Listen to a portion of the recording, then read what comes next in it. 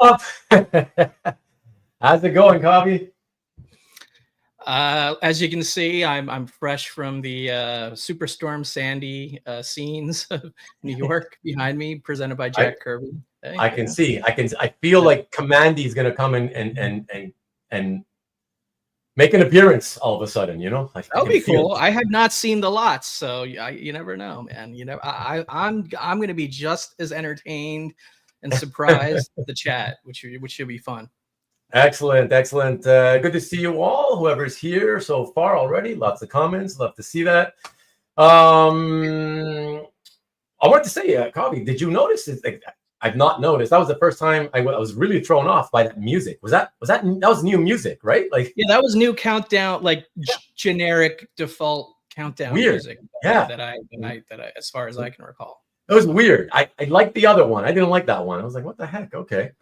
I'm already getting us caught up here at light speed. Yeah, no, that's a race through them. Race through them. A lot of banners saying that I need to save the speed of the show, and like, look, there's nothing to worry about, guys. Seriously, we're gonna get right into the artwork as soon as possible. So excellent. Yeah, I'm gonna pop in there. I'll keep it there for a second just to see. Hey, everybody, good to see you all. What's up, Bob, Derek? Brian, Tom, here, yeah, DJ, Vivian, Southern Comic Geek, John's Comics for Kids, Stanley. What's up, Stanley? What's up, Stanley? Cab, of course, Cab. Good to see you. Tom, of course. Rickster, what's going on? TJ. Oh, had an accident. Okay, he'll be back. And oh, look at that. My pal Bob Cotman's here as well. What the heck is going on there? Maybe your update's finally updated. Yeah, I think my update just blew me, kicked me off. But no. I think it was. What's up, Bob? Good to see you. And Derek, what's up? I'll be right back. Never say I'll be right back. First rule of the scary movies. Sell. Yeah, exactly. There we go. Mr. Red Jack, what's going on? Good to see you, Brian. TJ again. There we go. Root beer floats and strippers. None of that's happening. Rodney, what's going on? Good to see you.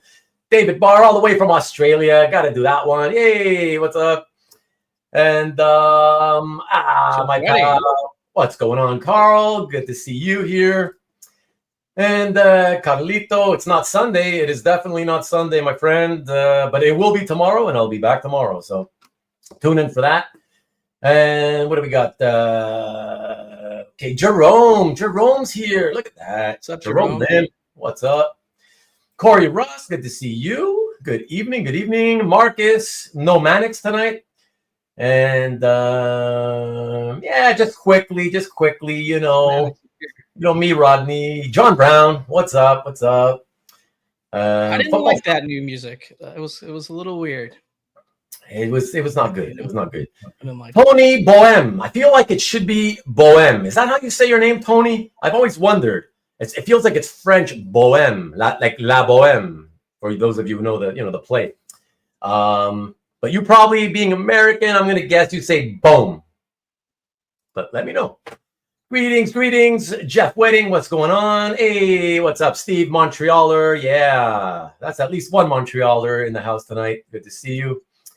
And who else? Anybody new? No, that's about it. Okay, we got through that. What are you selling tonight? Art. And there we go. Oh, look at that. Caesar. Good to see you, Caesar. What's up? And okay, so everybody, let's get into it. I do want to quickly remind you all, for those of you, those of you who are regulars will be here tomorrow night anyways. But for those of you who don't tune in too often, in case you know Kahlil, check it out. Kahlil is going to be in the house with me tomorrow. It's going to be a great time. We are guaranteed to be getting to the art within the first hour, and getting to his background, his life's background, how he got into collecting and all that. Within the first half hour, guaranteed. You heard it here first.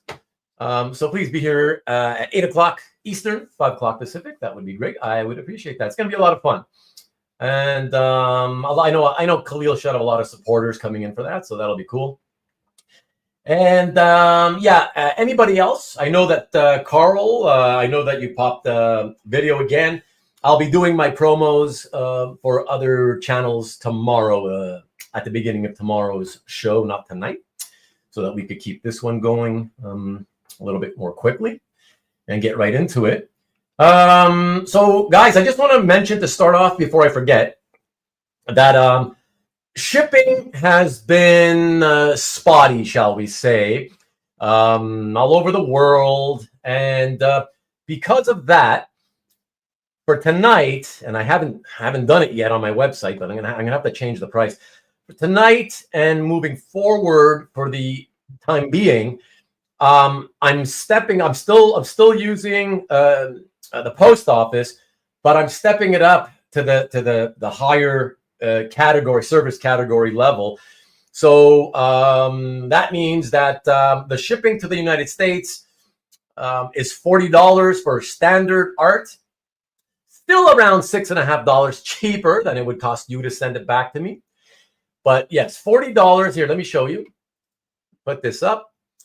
So to America, it's Express Post EMS. That's what it's called over here. And so it's a better standard. I've tested it. I used to use that years ago when it was much cheaper, but I've tested it recently with a few orders, and it's been doing much better. They seem to take care of those packages better than the $27 version that I typically have. It may be 55 or higher for large art, and it just depends on the size. So just keep that in mind, please. To Asia, Europe, and Australia, it's standard art is the usual. That hasn't changed because for whatever reason, the service so far, for me at least, to those countries, to those parts of the world, have been still steady with my usual expedited service. And but of course, it would be 90 or higher for larger art, depending on the size. Okay, but for the majority of you, it's going to be $40 if there's anything that you end up claiming, buying, or making a deal on.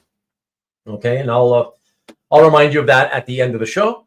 One more thing to remind you, to let you guys know of: we won't be doing any recap. You guys know that I've done it once or twice, I think, but for the most part, most of my shows, I don't do recaps. What we will do is simply, after we've gotten to the last piece, you know, we know that some of you take notes and then wait until it's over, and then you might say, okay, can I get this, or can I offer you that? And so yeah, so when it's over, I still will give time to throw it out there to you guys to see if there's anything that you want to make offers or grab, just claim. And yeah, if that happens, well, it'll keep going until, you know, people stop buying and claiming. If there's nothing, then there'll be nothing, and we'll close out the show, and we'll see you guys tomorrow. So it's about as easy as that.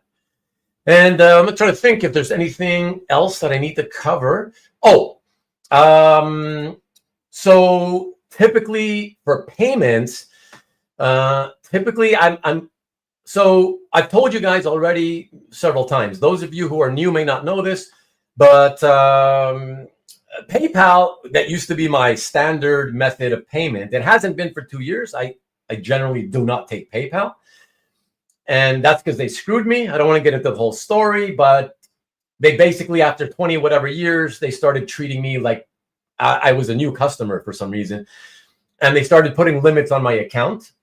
Yeah, so they told me, oh, congratulations, you have $2,300 in payments you can take this month. And a couple of times they emailed me again to tell me, oh, congratulations, you have upped your limit. We have upped your limit to $6,500 for the month. That means I literally cannot take more than that much every month. Or if I do, they're going to hold the rest of the payments over and above that amount for like 3 to 4 weeks. So that's why I don't deal with them anymore. So unless I tell you guys, right, if you hear me say, yeah, pay me, friends and family, whatever, I make exceptions from time to time, because if it suits me, I can do it. But don't count on PayPal. That's not a method of payment unless I tell you or offer it to you. So it's typically going to be either direct credit card payment, for which I will invoice you through my website, and you click you'll get it in the email, the invoice in the email, which takes you to the payment processing part of the website, and you just check out there, or checks. And of course, if we, depending, you guys have seen it, most of you have seen it.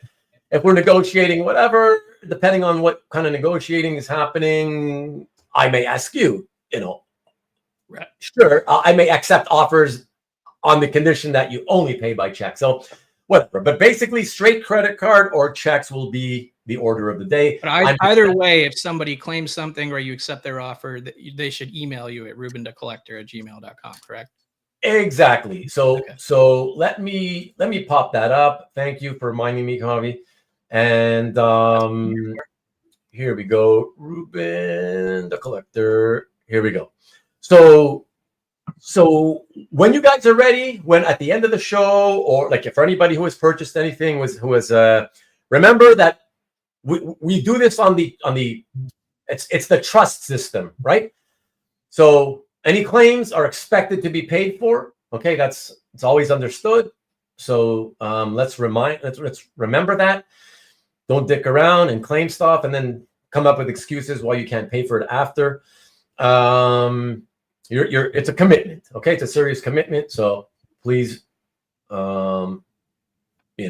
keep up with your commitments if you claim stuff. Also, yeah. So at the end of the show, please email me here. Okay, rubenthecollector@gmail.com. Telling me the lot number. Okay, sorry, call it the buy number for me.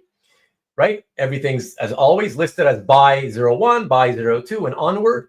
I believe there are 35 lots tonight plus a bonus. And so you just email me after the show and with your address and phone number. Do not forget the phone number, please. Okay, I need to have that for shipping, to add it to the, when I do the shipping. And so let me know what you picked up and include your shipping. Even if we've dealt together before, that'll save me a lot of time from having to go look for your address. That's it. And to anybody who I haven't heard from later tonight after the show, I may be reaching out to you, but please, let's be expeditious about this. And, email me once we're done, please. Okay. And let me see if there's anything else I've got to remember. Anything you can think of? No, I think we're good. I think if questions come up, you can pose them in the chat. I'll save them to address later, and we can get this thing. Sounds good. So for everybody who didn't see me on the last show last week or on Nikki B's on Friday, yesterday,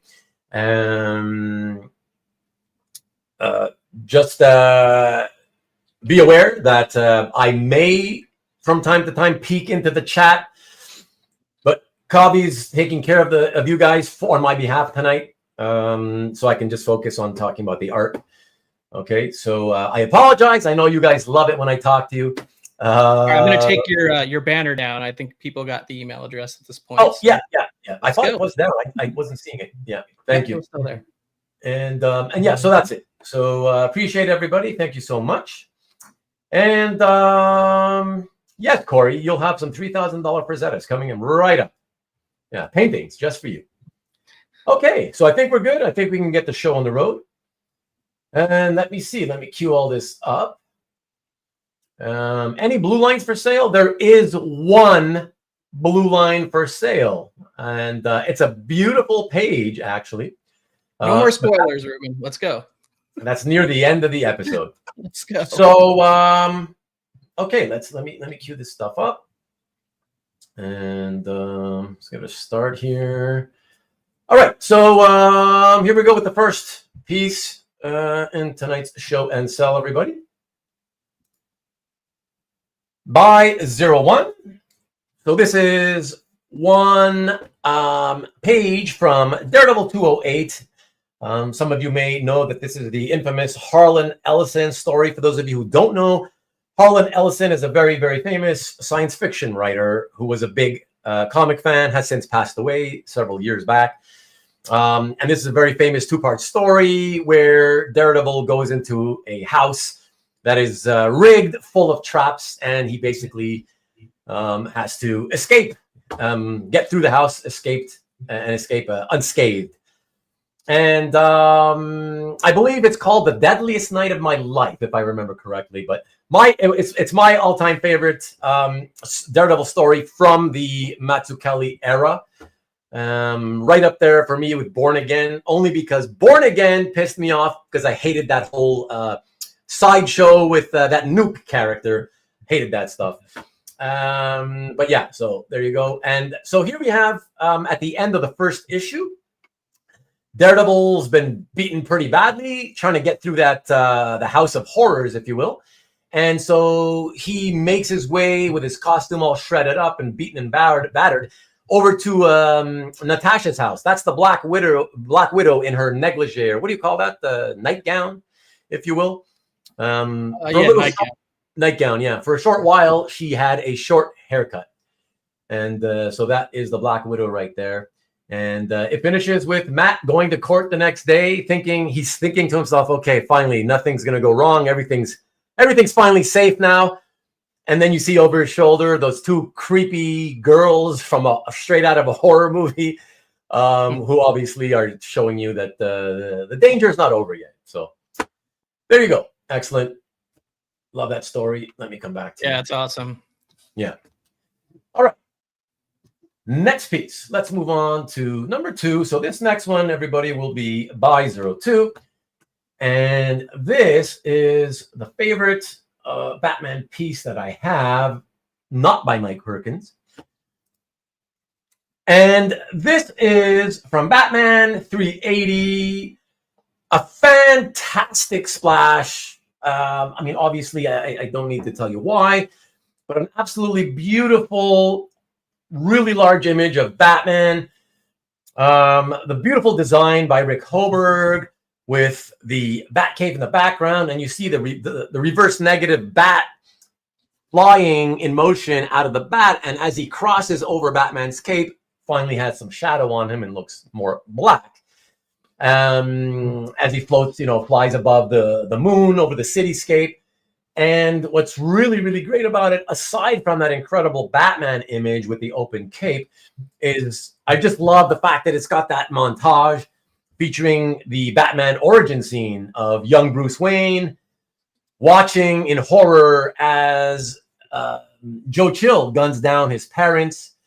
And of course, as well, you see a little montage image of Robin in his first appearance as he gets introduced. I believe was Detective 38. I think that's the one. So yeah, so there you go. Like the Golden Age, the original first appearance, Tech 38. Yeah.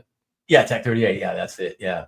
So very beautiful, and I can't leave this without saying that, of course, the spectacular Alfredo Alcala embellishing and inking is absolutely what makes it even greater. I mean, it's a great montage layout. I love the design, of course. So Hoberg did a great job, but you guys know me. I'm an Alcala. I'm an Alcala head, if you will.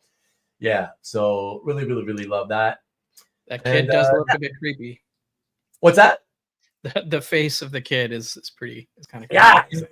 That's little Bruce Wayne, right? So, quick question from Marcus. I don't know if you specifically brought that up or not. I didn't. He asked it yesterday, and time payments, as always, everybody, are considered on a case-to-case basis.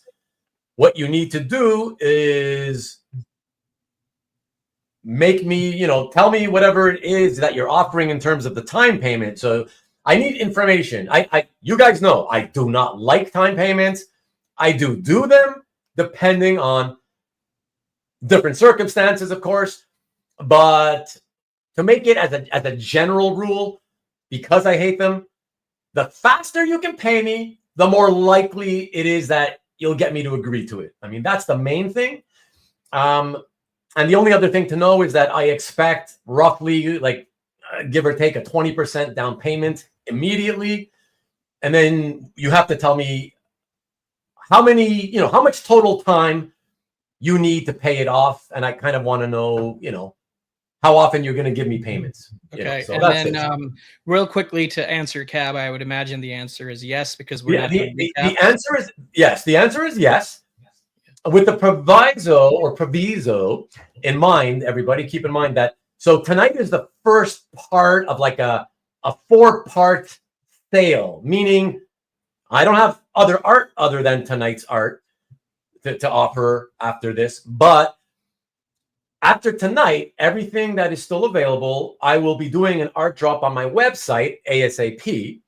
And I will be letting my mailing list know. My mailing list is mostly made up of people, old school type collectors who don't like online buying. They have no interest in that. So that's why I don't use my mailing list to tell them about these shows. So for them, they don't know that this is going on, most of them anyways. And so for them, it'll be like a brand new art drop. Whatever doesn't, sell tonight, I'll drop on my website. Then I will also cross post whatever I have available into my CAF gallery. And then also in one of the, or one or two of the Facebook selling groups. So basically I want to give myself, because this is my collection, I want to give myself as much chance as possible to reach as many eyeballs as possible before I consider, offers that I'm not as excited about, So yes, to repeat on Comic Art Boston's question, yes, I'm always happy to listen to it doesn't hurt to ask. Bottom line, doesn't hurt to ask. I don't think we have to worry about that with Comic Art Boston specifically, but yes. Yeah, no, exactly. But for the rest of you, I don't have a problem telling you no if it's if you're asking for too much. If I think you're asking too much, so. All right, let's move on to lot 3. I think we're ready for lot 3. Okay, so buy 3 rather. Sorry, buy number 3, yeah, and make sure you got pen and paper, everybody, handy, just to take notes of things that might interest you or not. So lot number 3, I haven't owned this for all that long, so a lot of these pieces tonight, Kabi, I don't know if you've ever felt this when you've sold, but all week long it's been working on this sale. I've been having this feeling of dread in me as I'm working on it, and I'm making the slides, preparing the artwork, pulling out the artwork, and imagining that I won't have it anymore.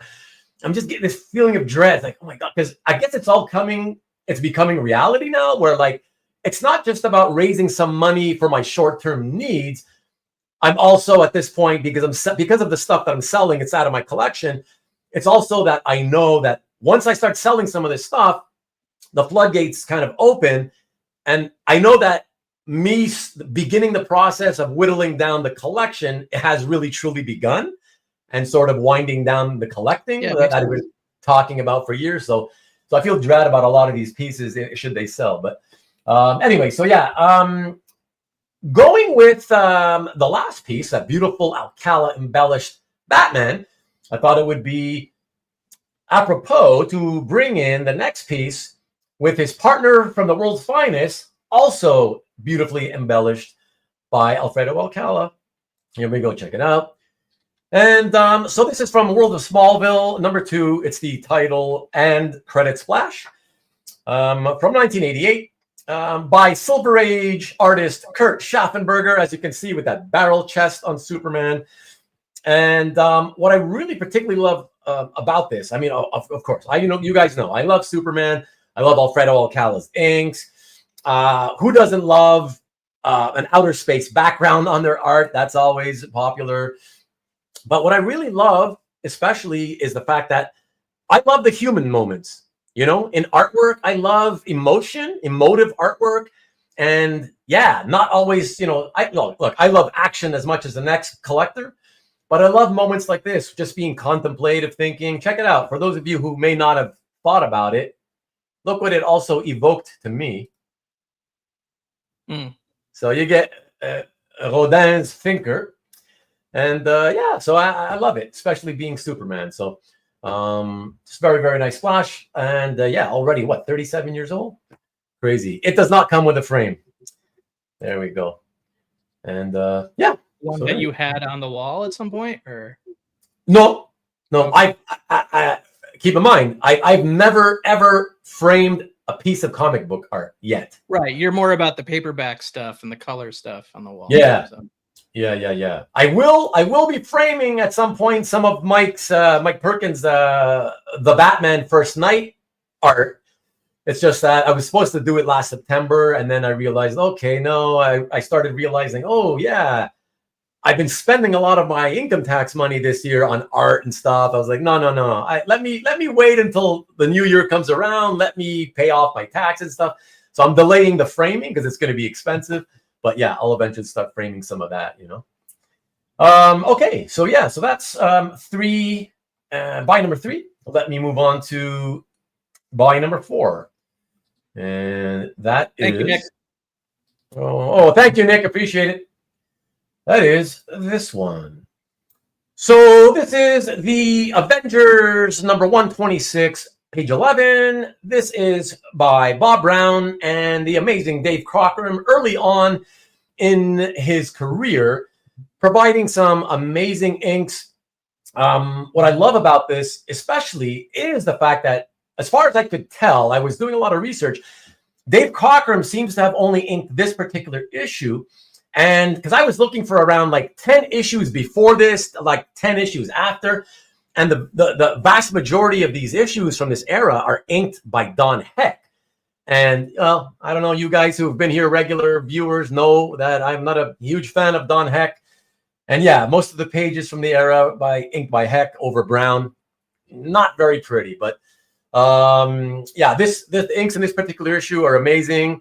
And yeah, you got, look, Black Panther, the Swordsman, Mantis, the Vision and Scarlet Witch. You get a couple of great images of Captain America, Thor, Iron Man. So quite a lot of the crew is there.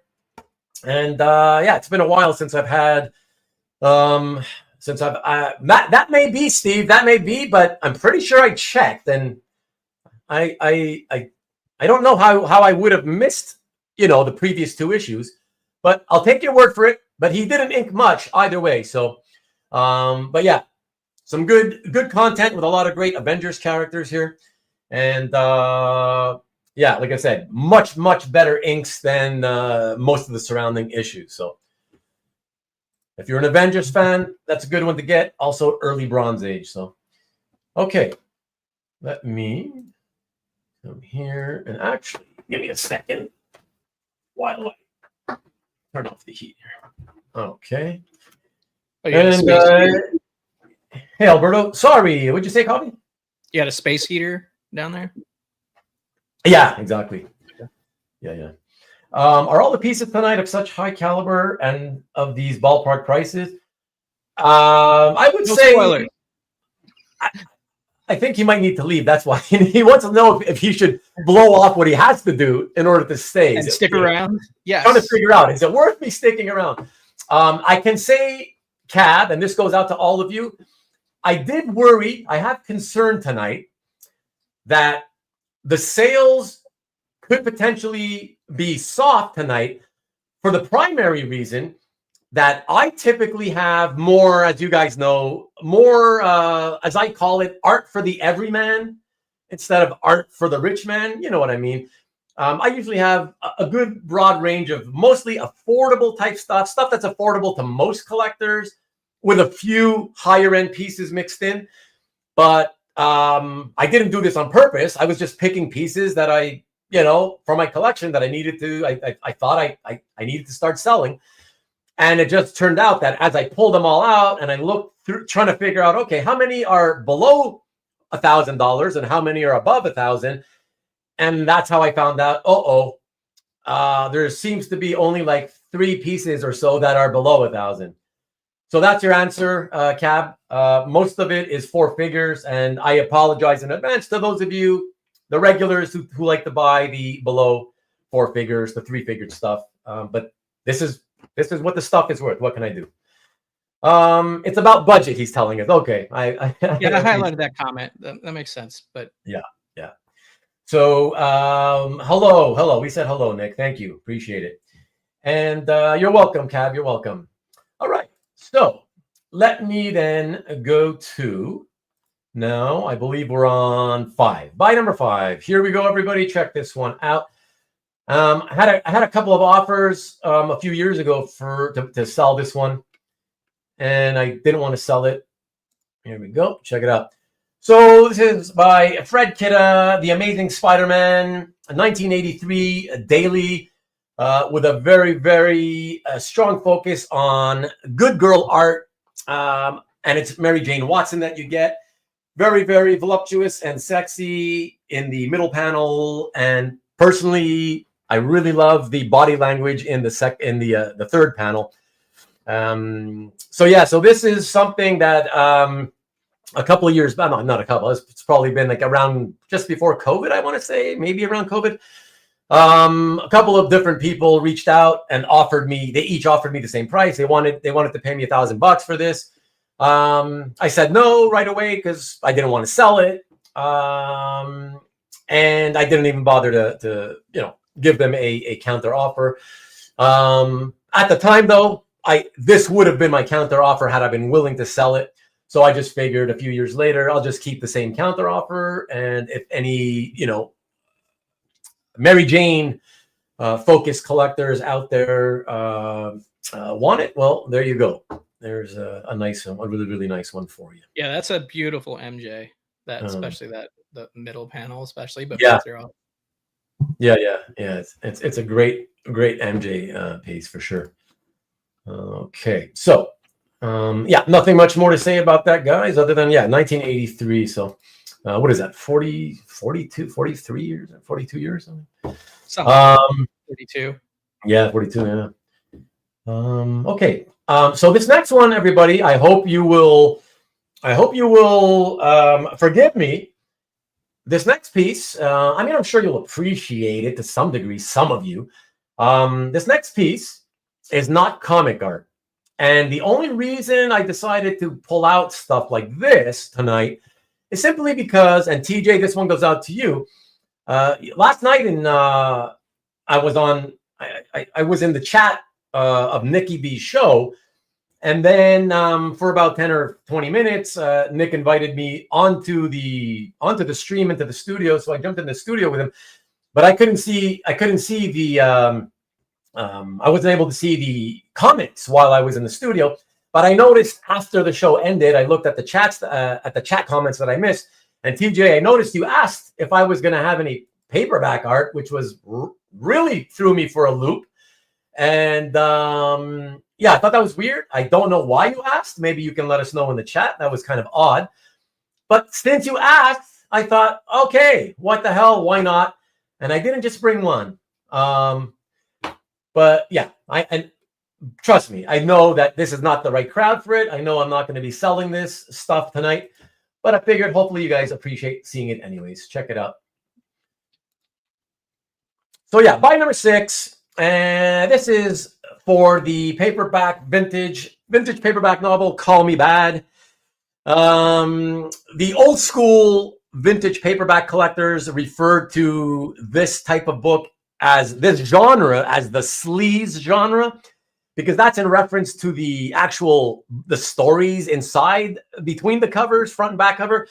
They were considered sleazy and salacious back in the day of the 1950s and 60s. In the more prurient America of the time.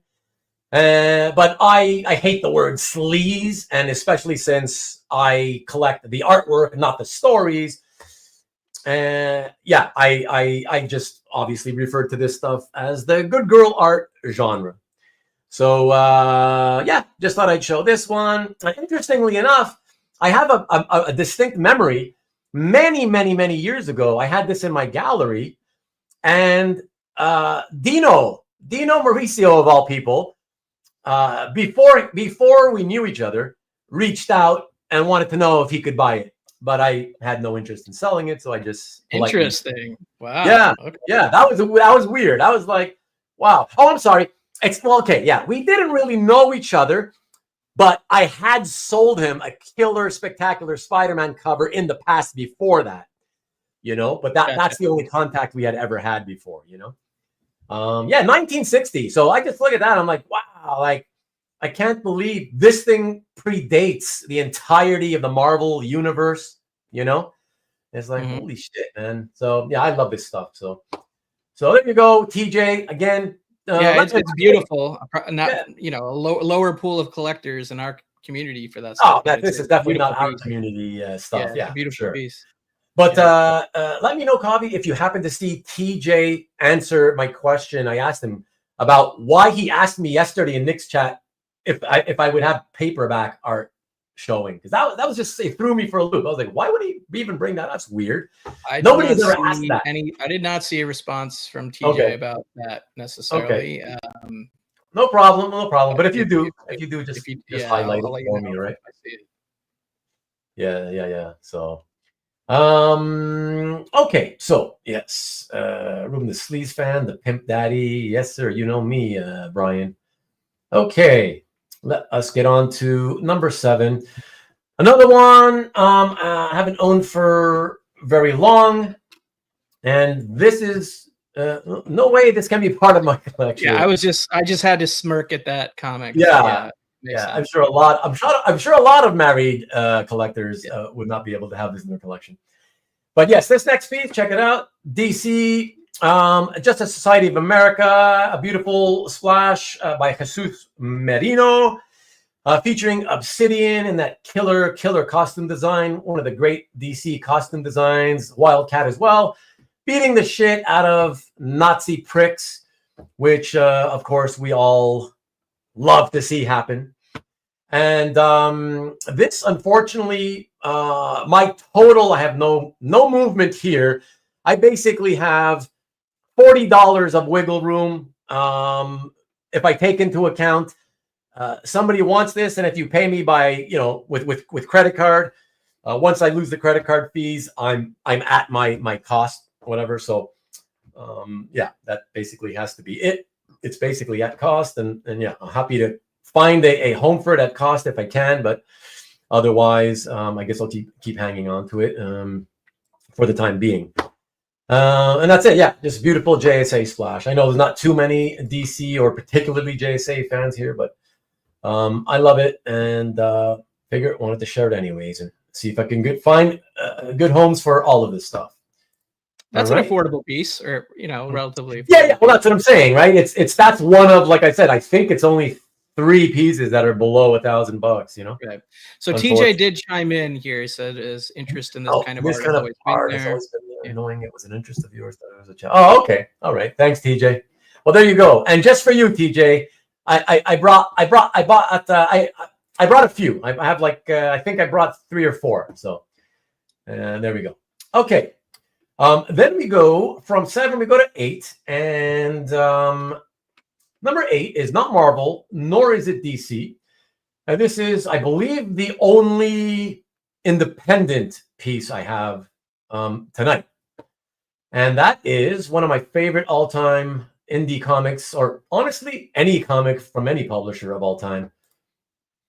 Omaha the Cat Dancer. It's the 10th issue, cover by Reed Waller, pencils and inks, from 1988. Very rare. Don't see. You don't see. First of all, you don't see interior pages very often to this series, and you see covers. This was not on my bingo card. Yeah, and you see covers even less often. So very, very rare stuff. Those of you who have read this know how awesome it is, and I think that's why the collectors really hold on to this stuff really, really tightly because of how much they love the series. And I found what's interesting is an interesting point of fact is a lot of the people that I've known who have pages to this, they actually have pages, and it's like the only stuff they have in original art. So they love the series so much that when they had a chance back in the 80s and early 90s to buy art from Reed Waller at conventions, they were buying the stuff as mementos, So yeah, that's where a lot of the stuff is. It's in the homes of people who aren't actually really original art collectors per se, but rather just like Omaha collectors, So that's it. Yeah. Like I said. So what are comps? Okay, let me come back to you. Yeah, I saw that question, and I saw a little context also from Dan saying that that there have been pricey. I don't. Yeah, they had when when Dennis Kitchen's collection came up, yeah. See, that's the thing. A lot of stuff went for some, strong prices, but I found still a lot of stuff went way too reasonable. But that makes sense because they were, as they flooded the market, right? They typically want to flood the market. They just want to get their money back ASAP. Yeah, so unfortunately that happened. But still, given how much they put out there, for the most part, yeah, some pretty good prices. Tom, to answer your question,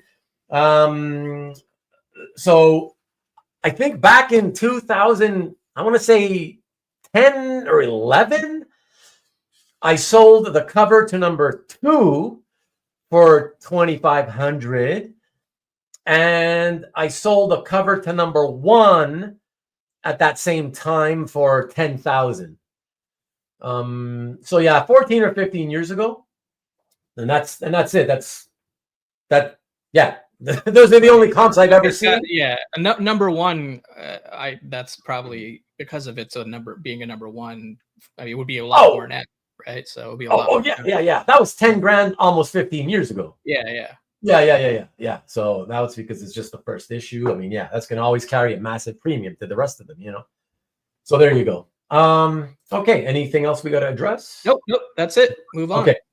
All right. So this next one, or actually, I should say the next 2, everybody, are pieces from Mike Perkins' The Batman First Night.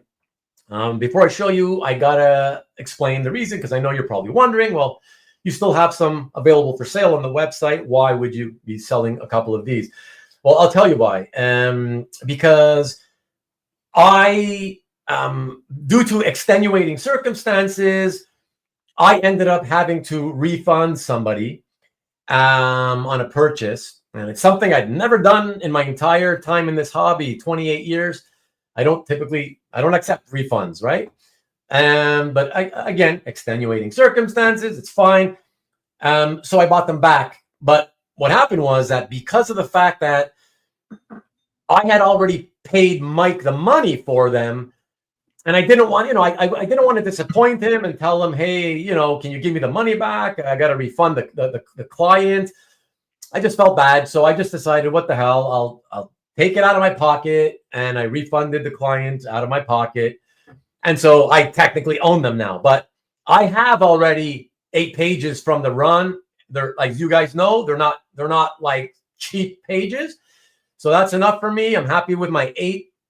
So I need to find homes for these next 2 pages. And I'm just hoping that over the next couple of weeks, as I start posting, showing this tonight, or, whether it's CAF or my website or Facebook, that maybe somebody who originally had gone to the website when we did the art drop and wanted these pages, maybe they would have bought them, but they saw that they were already sold. Maybe those people might see this and see that they have a second chance. So I just need to get my money back out of them. And that's what I'm doing here. So the first one, I love it because, so this is by number 9. This is from the first issue, page 31. What I love about this is, you guys know with Batman, he's always referred to as the Dark Knight detective, right? But it's so rare that we ever actually see him being drawn doing actual detective type work. So that's why I adore this page, because you literally see him, obviously the laboratory in that first panel, which is insane. But starting in that second panel where he's got that weapon that he got from the Monster Men after his fight with them in the, what do you call that? In the vice grip, I guess you call it. And he's shining the flashlight on it, and he pulls out the fingerprint thing. Yeah, that's awesome. Yeah, that's so odd. And the way he delineated and embellished the duster, the fingerprint duster. Oh my God, so amazing. And then the way that he has the magnifying glass showing the fingerprint and how he's lifting the print. It's just fantastic. Like I said, I don't recall ever seeing this type of detective work in any Batman comic. And so I thought, man, that's really, really cool. So that's it. So that's what I love about this page. So let me show you guys, because here we go. These are huge pages. So yeah, 16.5 by 21. So it's slightly larger than twice upsize, everyone. And here you go. That's the published version, how it looked like in the book. Okay. Cool. All right. Come back to you there. And the second one, let me quickly preface before I show you.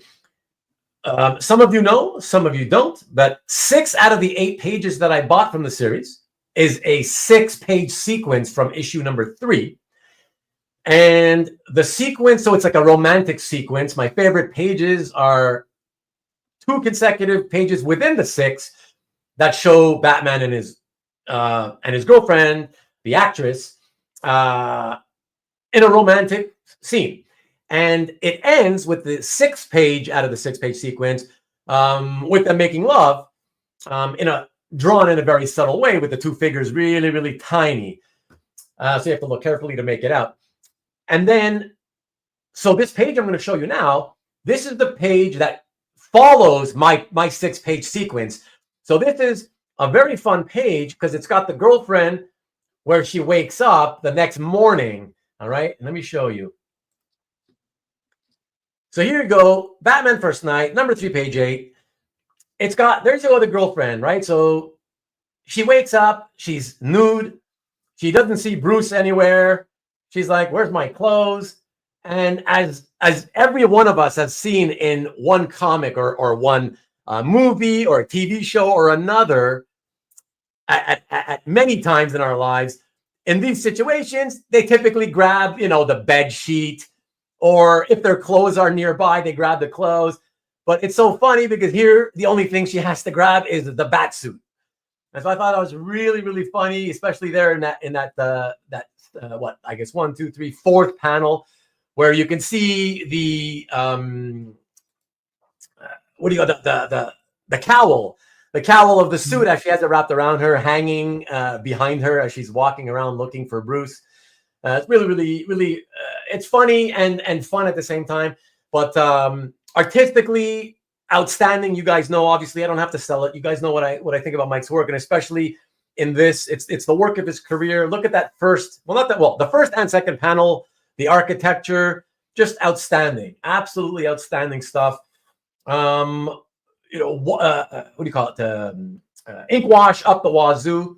In every single panel, whereas typically he'll pick and choose his spots where he does the ink wash. On this project, he did it pretty much in every panel. So fantastic stuff. Just the work involved in that exterior shot of the last panel.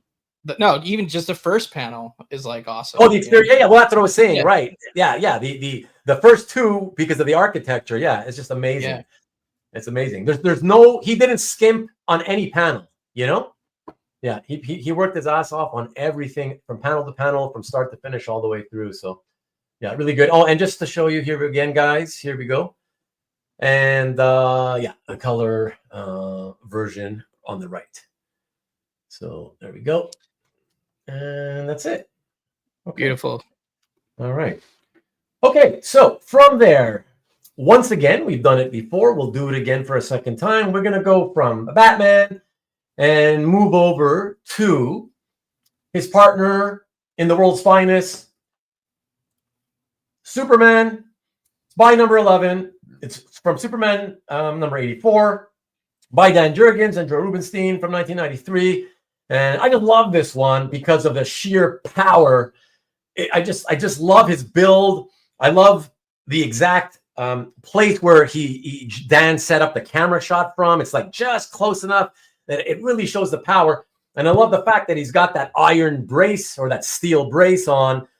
To then you're wondering what the heck is that all about, and your eyes shift down to the second panel and you see, oh wow, it's because he's like towing a giant ship. So I think that's really, really, really cool. And just for some context, guys, you guys know I like to do my homework here, and I always try to provide you whenever possible with comp information on any piece anybody might have questions about. So I wanted to show you this from the same issue. Thank you, Carl. From the same issue, this piece sold for $2,000 a few years back. The thing is that, in my opinion, don't like the way, and and believe me, I would love to have had this in normal times, right? Like I love the idea of Superman and Lois romantic together, especially flying together. Love it.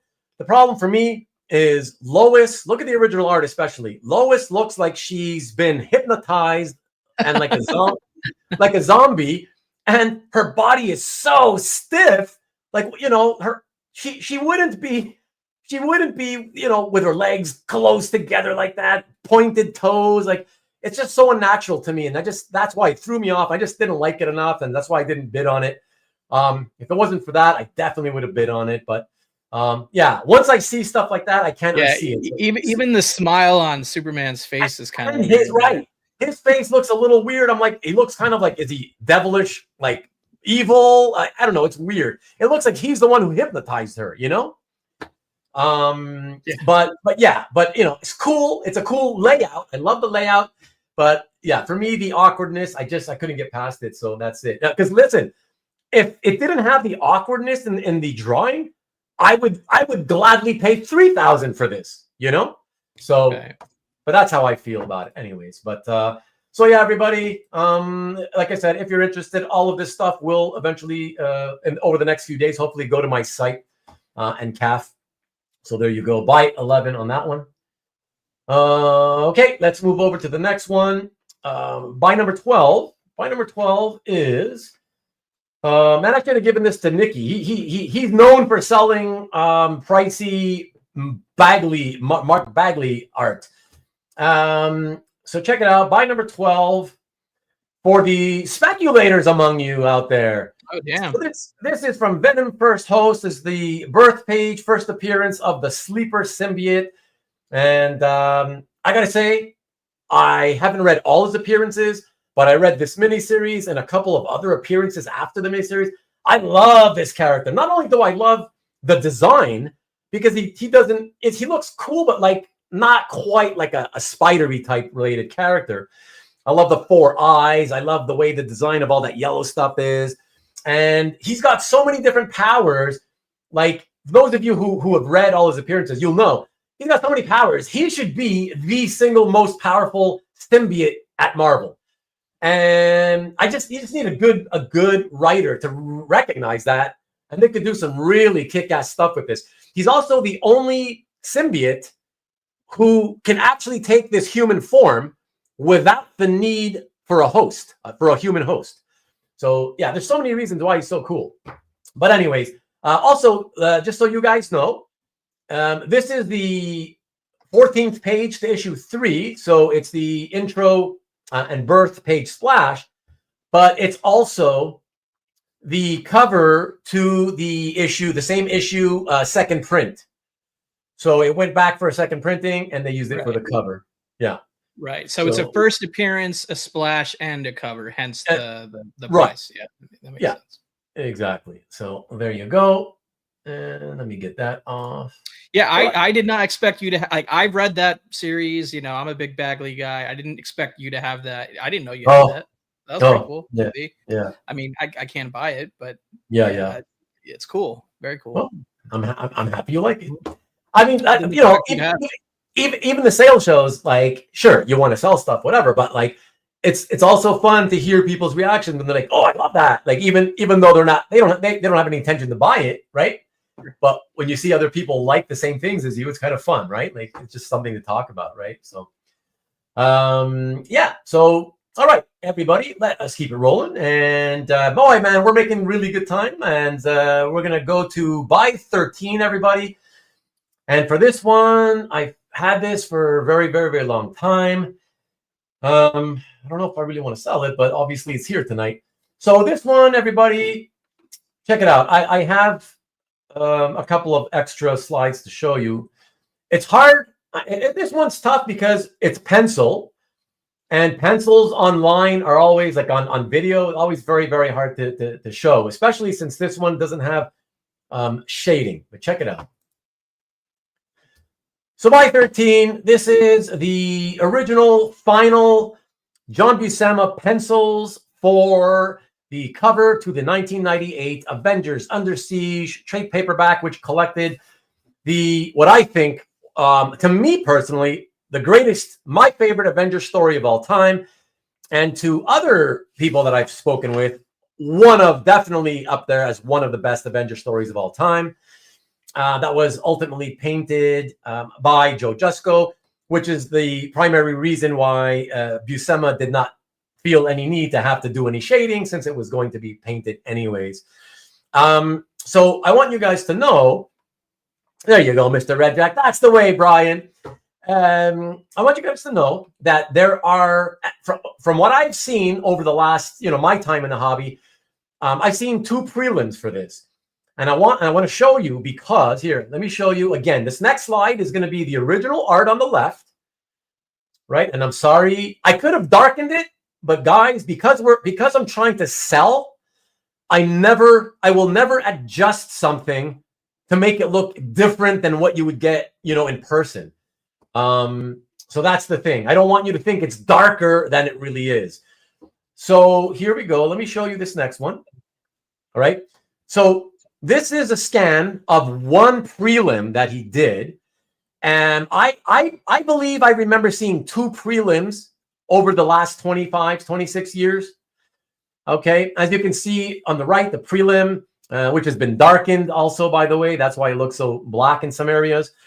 It's a photocopy. And the prelim, this particular prelim, I believe I remember selling for $1,500 on Dueling Dealers a few years back. Okay, so that's just to give you a comp. Yes, the finished pencils are not shaded, but they are the finished pencils. And yeah, so there you go. You got $1,500 for a prelim. As you can see, much sketchier than the finished one. But yeah, they still look similar because of the lack of shading. But yeah, so there you go. Let me come back to you. Oh, and so to be clear, you showed that just for context, right? It's not just for context. I don't own that. Just right as a comp and for context to show you the difference between one of the prelims that exists on the right-hand side versus the original on the left. And I'll show you one last scan, everybody. My finished pencils. And by the way, the prelims are not on official Marvel board. I believe they're on like thin paper. Mine is an official Marvel board. Okay, the finished pencils. And this last slide I can show you is what I have on the left. And that's the finished painting by Joe Jusko on the right. So that's Jusko's final cover that got published. All right. Cool. So there you go. All right. Why did they obscure all those floating heads in the published cover? I know. It's like, what are you doing? Yeah. Like, seriously, are you stupid? What are you doing? Like, whatever. Like, I don't get it. I don't get, at least like, yeah, we know that the logo is going to obscure to a good degree, but can you at least not have put that blue purple thing, to hide the rest of them? Like, what are you doing? I assume somebody asked for that in the masthead, like do floating heads, and then I guess they changed their mind. I guess I don't know. Yeah, I don't know. Whatever. It's weird. It's weird. I get so tired of dealing with these ridiculous decisions that the publishers always make. Anyways, we'll keep it rolling. Buy number 14 coming up, everyone. And for buy number 14, I think it's the second of only 3. I believe only 3 pieces that I have. That's more on the affordable end. It's a nice Justice League of America splash from JLA number 58 by Mike Miller, inked by Paul Neary. And you get some nice images of Batman, Martian Manhunter, a great one of Plastic Man. Flash is there. Wonder Woman looking very distraught. And, of course, Kyle Rayner, the Green Lantern. And extra shots of Superman at the top in the first 2 panels. So yeah, there you go. That's an awesome page, says Tom. Wow. Tom says that about a DC one? Wow. Or was he talking about the Avengers piece before? I mean, based on the 9 o'clock timestamp, I okay. It's this page, but I don't know. Maybe he's like 20 seconds behind or 30 seconds behind. No, that would be, that's I would think I'm gonna say it's this one. And Steve, thank you for also thank you for also agreeing that the Masters of Evil storyline is the best ever. Yeah, that's awesome. Okay, let me get back, everyone, to here. Okay, all right. So next up is Buy 15, everybody, and this one is one which I have owned for, I don't know, close to 20 years. This is one of those that I hope does not sell at all. And thanks, Tom. And again, whatever. I love it. So we'll see what happens. So here we go. So this is Daredevil 141, page 15 by Bob Brown Jim Mooney. It is from only the third appearance of Bullseye. And it has what has to be the most classic page, featuring the most classic usage of Bullseye's power in comic book history. In that, for those of you who know, and those of you who don't obviously know what Bullseye does, basically his power is that he used to be, apparently, I don't remember if it was a minor league or major league, but it was a baseball pitcher. And then he had this incredible accuracy. He was like Greg Maddux before Greg Maddux. And so his power is that he can basically kill anyone or basically throw anything. He can use anything as a weapon, right? And hit its mark. And what's so funny, of course, is that apparently at this time in Marvel's history, the writers thought that meant even a paper airplane could his control and accuracy is so good that he can somehow control the air currents so that even a paper airplane lands and hits its mark. And not only that, but hits it with such force that it basically knocks him off his feet and blows him back off the docks into the water. So very, very funny. Really, I love it. It's just a great page. Let me come back to you. And somebody break Ruben's heart and buy this before I do. I gotta say, so I have a friend, Nick. Those of you who've been watching my shows for a long time, I did a show with Nick, show and tell in the early days, maybe around number 15 or thereabouts. And Nick used to be an artist at Marvel, and he and I, every year we see each other at our mutual friend Jeff Singh's house for his collector art gathering. And every time we see each other, or almost every time, Nick brings the page up. He asks me, "Hey, did you bring the page?" Every year, and every year I kind of like reenact Daredevil's reaction to getting hit with the plane. You're like, "Oh!" He goes flying from the paper airplane. So it's just fun. It's just a fun thing, and yeah, I love the page. So happy to keep it if that one doesn't eventually find itself another home. I'd be happy to keep that one too. But listen, to be fair, like I said, all of the stuff that I offer, if I offer it tonight, it's going to be still being offered, to as many people as I can. This is kind of like a first crack preview, but it's going to go up everywhere. It's going to go up everywhere, so you have an early shot at it right now, but others will have a shot after. Exactly. This. After tonight only brings a very, very small amount of the total amount of people that ultimately will see all the art, right?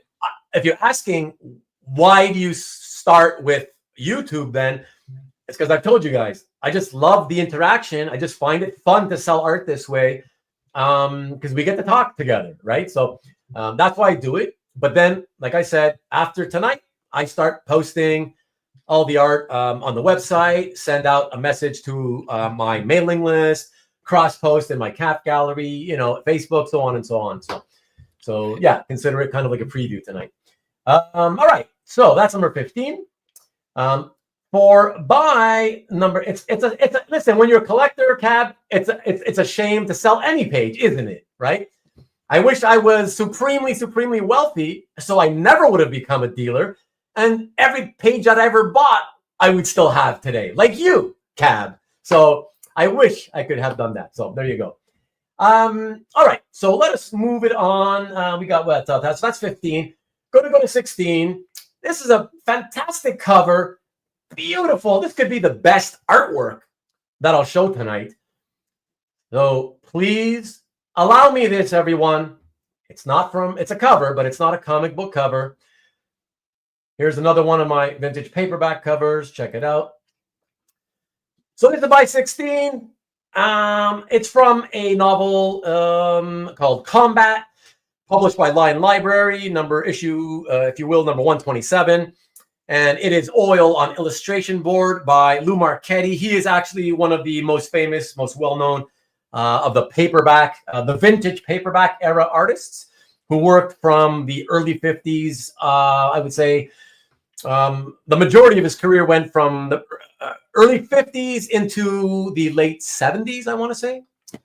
Yeah, so this is from 1956. It's just absolutely stunning, gorgeous oil painting, nice, great war art. And what I love about stuff like this, I look at this and I'm like, it's a couple of grand, right? From 1956. Like, again, Marvel characters didn't exist at the time. The Flash from the Silver Age didn't exist yet at the time. And it's like, from 1956, you get like an almost 70-year-old cover, beautiful painting, oil painting, and you get it for like the price of literally a lot of brand new covers from comic books are selling today. You know, is that matted? Is that matted, Ruben? Yeah. So I wanted to thank you, Marcus, and thank you, Kavi. I did want to get to that. That is matted. What you're looking at there is the mat, and typically when I receive, what did it say? He was just commenting about nicest is not about the book. The OA being better than the published. Yeah. I just think you get so much more for your money than with a, let's say, a standard 1950s war comic book cover, Sure. So much cheaper, in comparison to comic book stuff. But anyways, so that is the mat you're looking at. Typically when I receive paintings in the mail, if they come matted, I always take off the mat and the frame if it's easy to remove. If it feels like it's affixed pretty solidly, I don't want to fool around with it. So that's why, I've never taken this off. That's not for me to do. So I've just left it on. So if anybody ever, shockingly decided to buy this tonight, I would ship it as is. And, the buyer could do whatever they want with the mat, I don't see Peter Rowe in the chat, but maybe. I think he's only a comic guy, though. But that's true. But I did want to show this also because check it out, another slide peep. So this is 1956, but 3 years later in 1959, they also reused it for Valor magazine, the June 1959 issue of Valor magazine. A very, very nice copy of the magazine, which I have. If by some shocking shock of all shocks, somebody did pick it up, I would send you the magazine.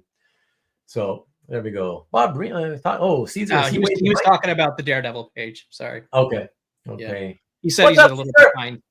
Hit that live button, Caesar. Catch up. Hit the live or hit the refresh on your browser. That'll do it too. Then you can catch up. Okay, so there you go. Let me come back to you. All right. Let us keep this going. Oh yeah, we're making good time. Well, I'm making good time because nobody's grabbing anything, but that's okay. Even if they did, though, we would just write that down and move on. No, yeah. But that's fine. That's fine. If I don't care. Like if we can get through it tonight pretty quickly, and then I can get to work on all the work that's going to take to be posting all this stuff everywhere else. Yeah. Okay. So yes, number by 17 is the one coming up now, everybody. We go back to one of my favorite childhood heroes, and it is Superman from Superman number 151 by the great Mike McKone, ably inked by Marlo Alquiza, and from 1999. And well, I don't know. I don't have much to say other than clearly it is a full page splash of Doomsday smashing Superman. I guess I can also add that this issue, for those of you who may not remember or haven't read it, this issue had nothing to do with Doomsday. Okay, it's not a Doomsday appearance issue. It's just that on the previous page or two, there's a scene where they're at the Daily Planet and they're looking at all the old framed newspaper articles that Perry had on his wall. And on that one of those pages, they kind of look at, they kind of look at one that focused on the death of Superman, the day that Superman had died.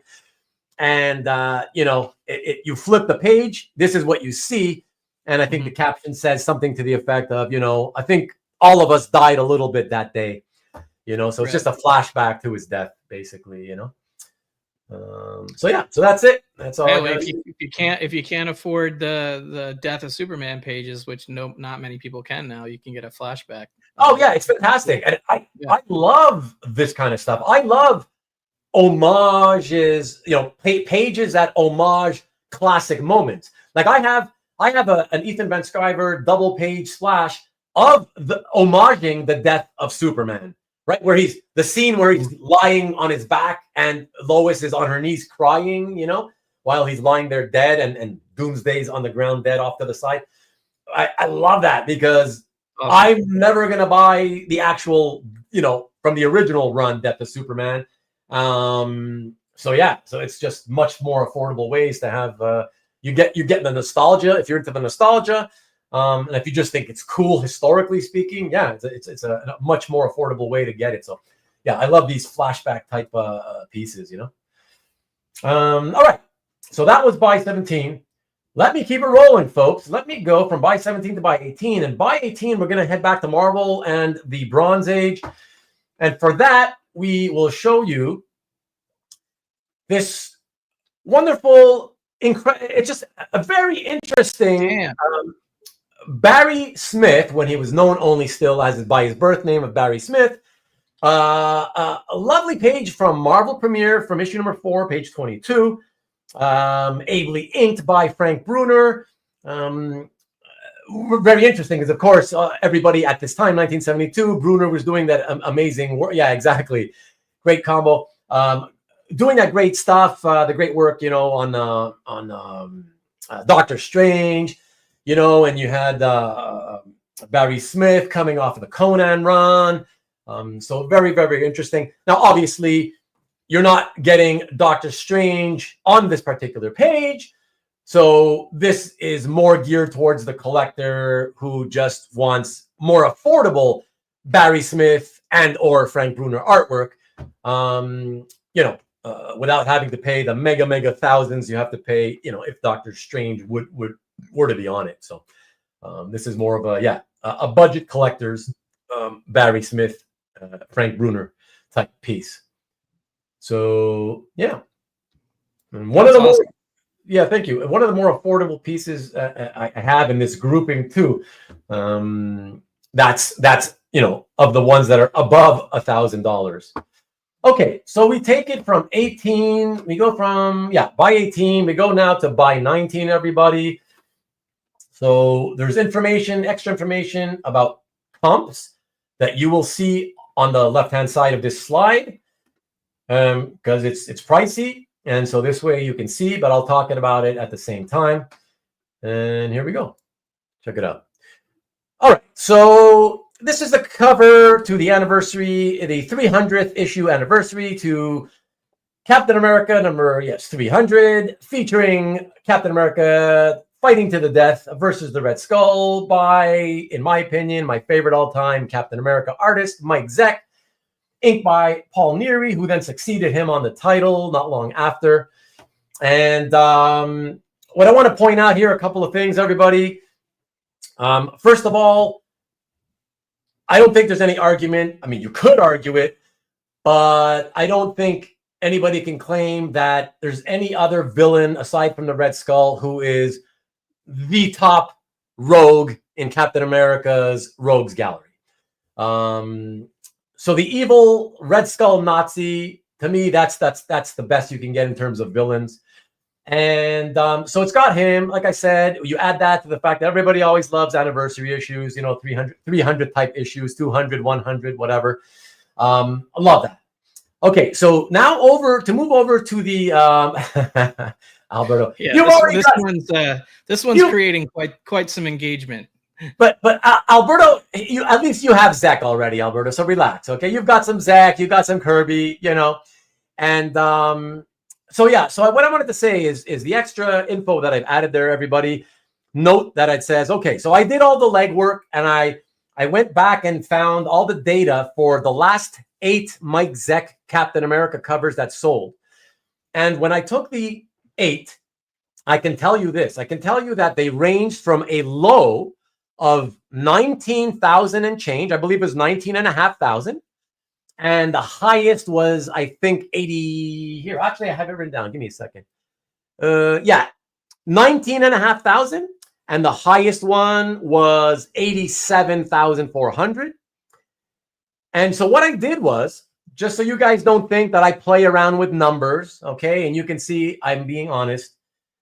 What I did was, here, let me come back to you for a second, and then I can pop it back up for a few more moments afterwards.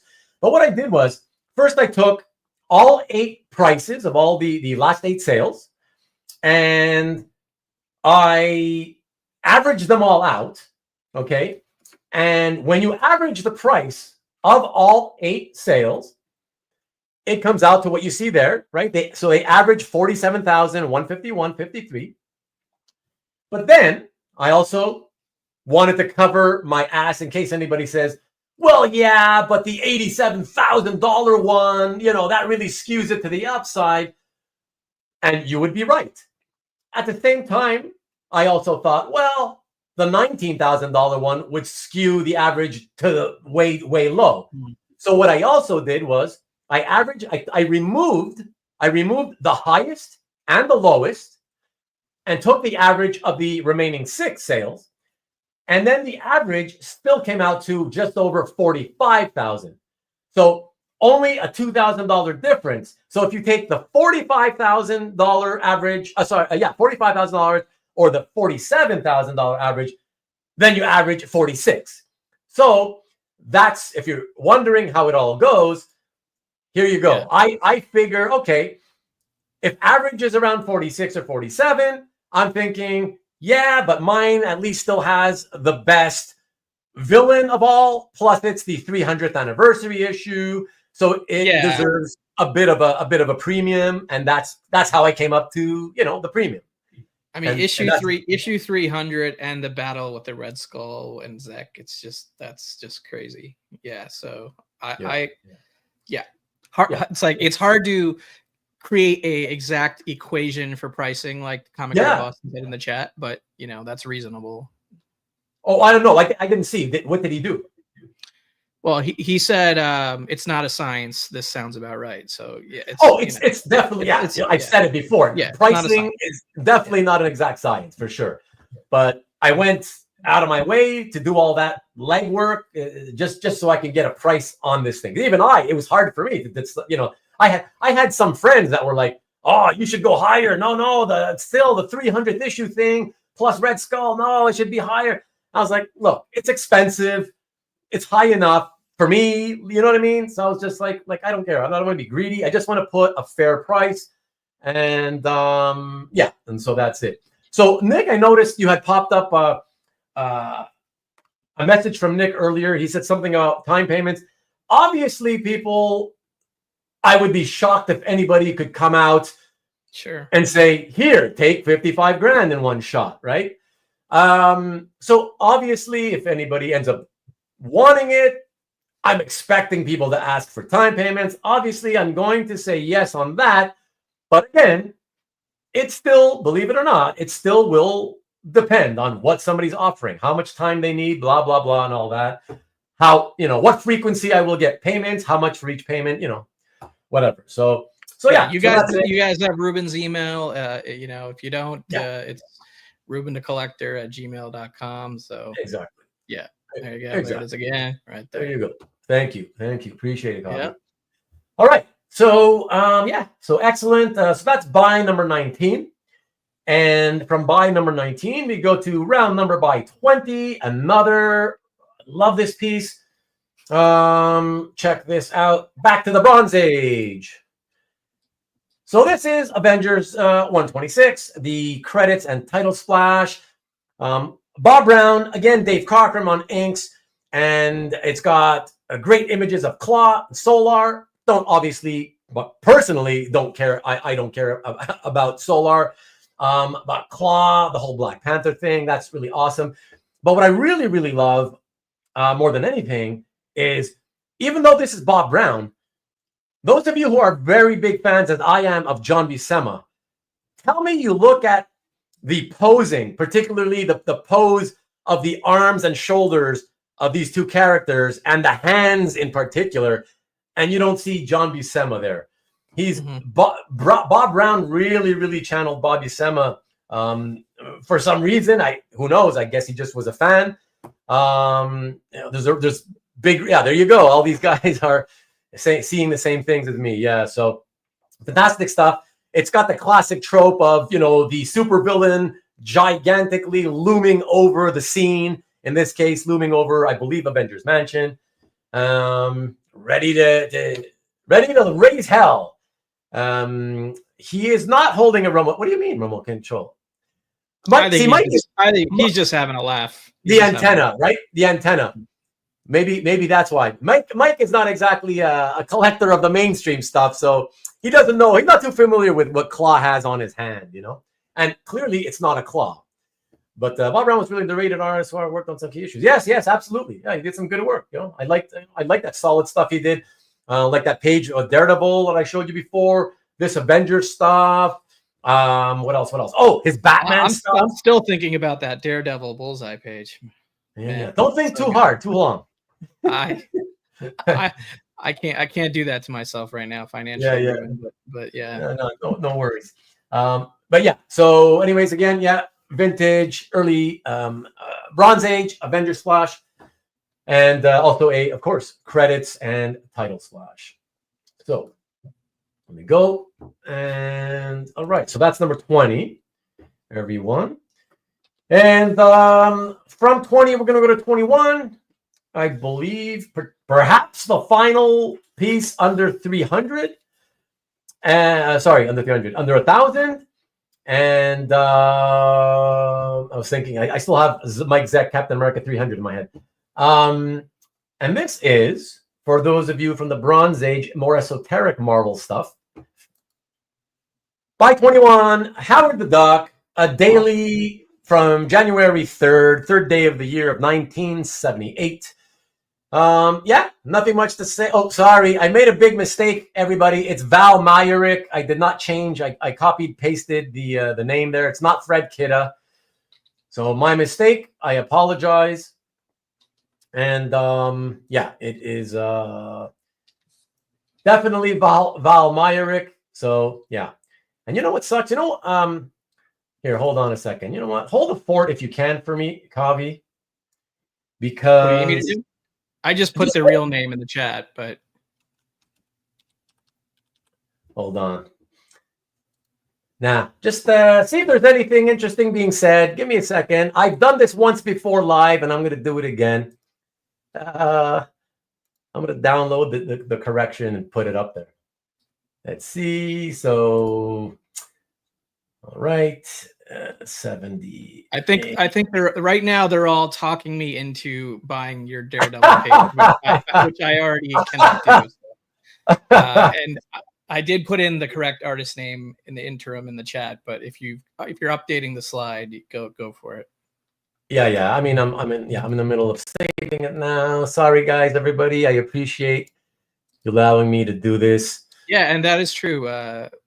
Comic Art Boss, and the credits are right up there in the top right corner of the strip as well. So yeah, that's the writer and the artist.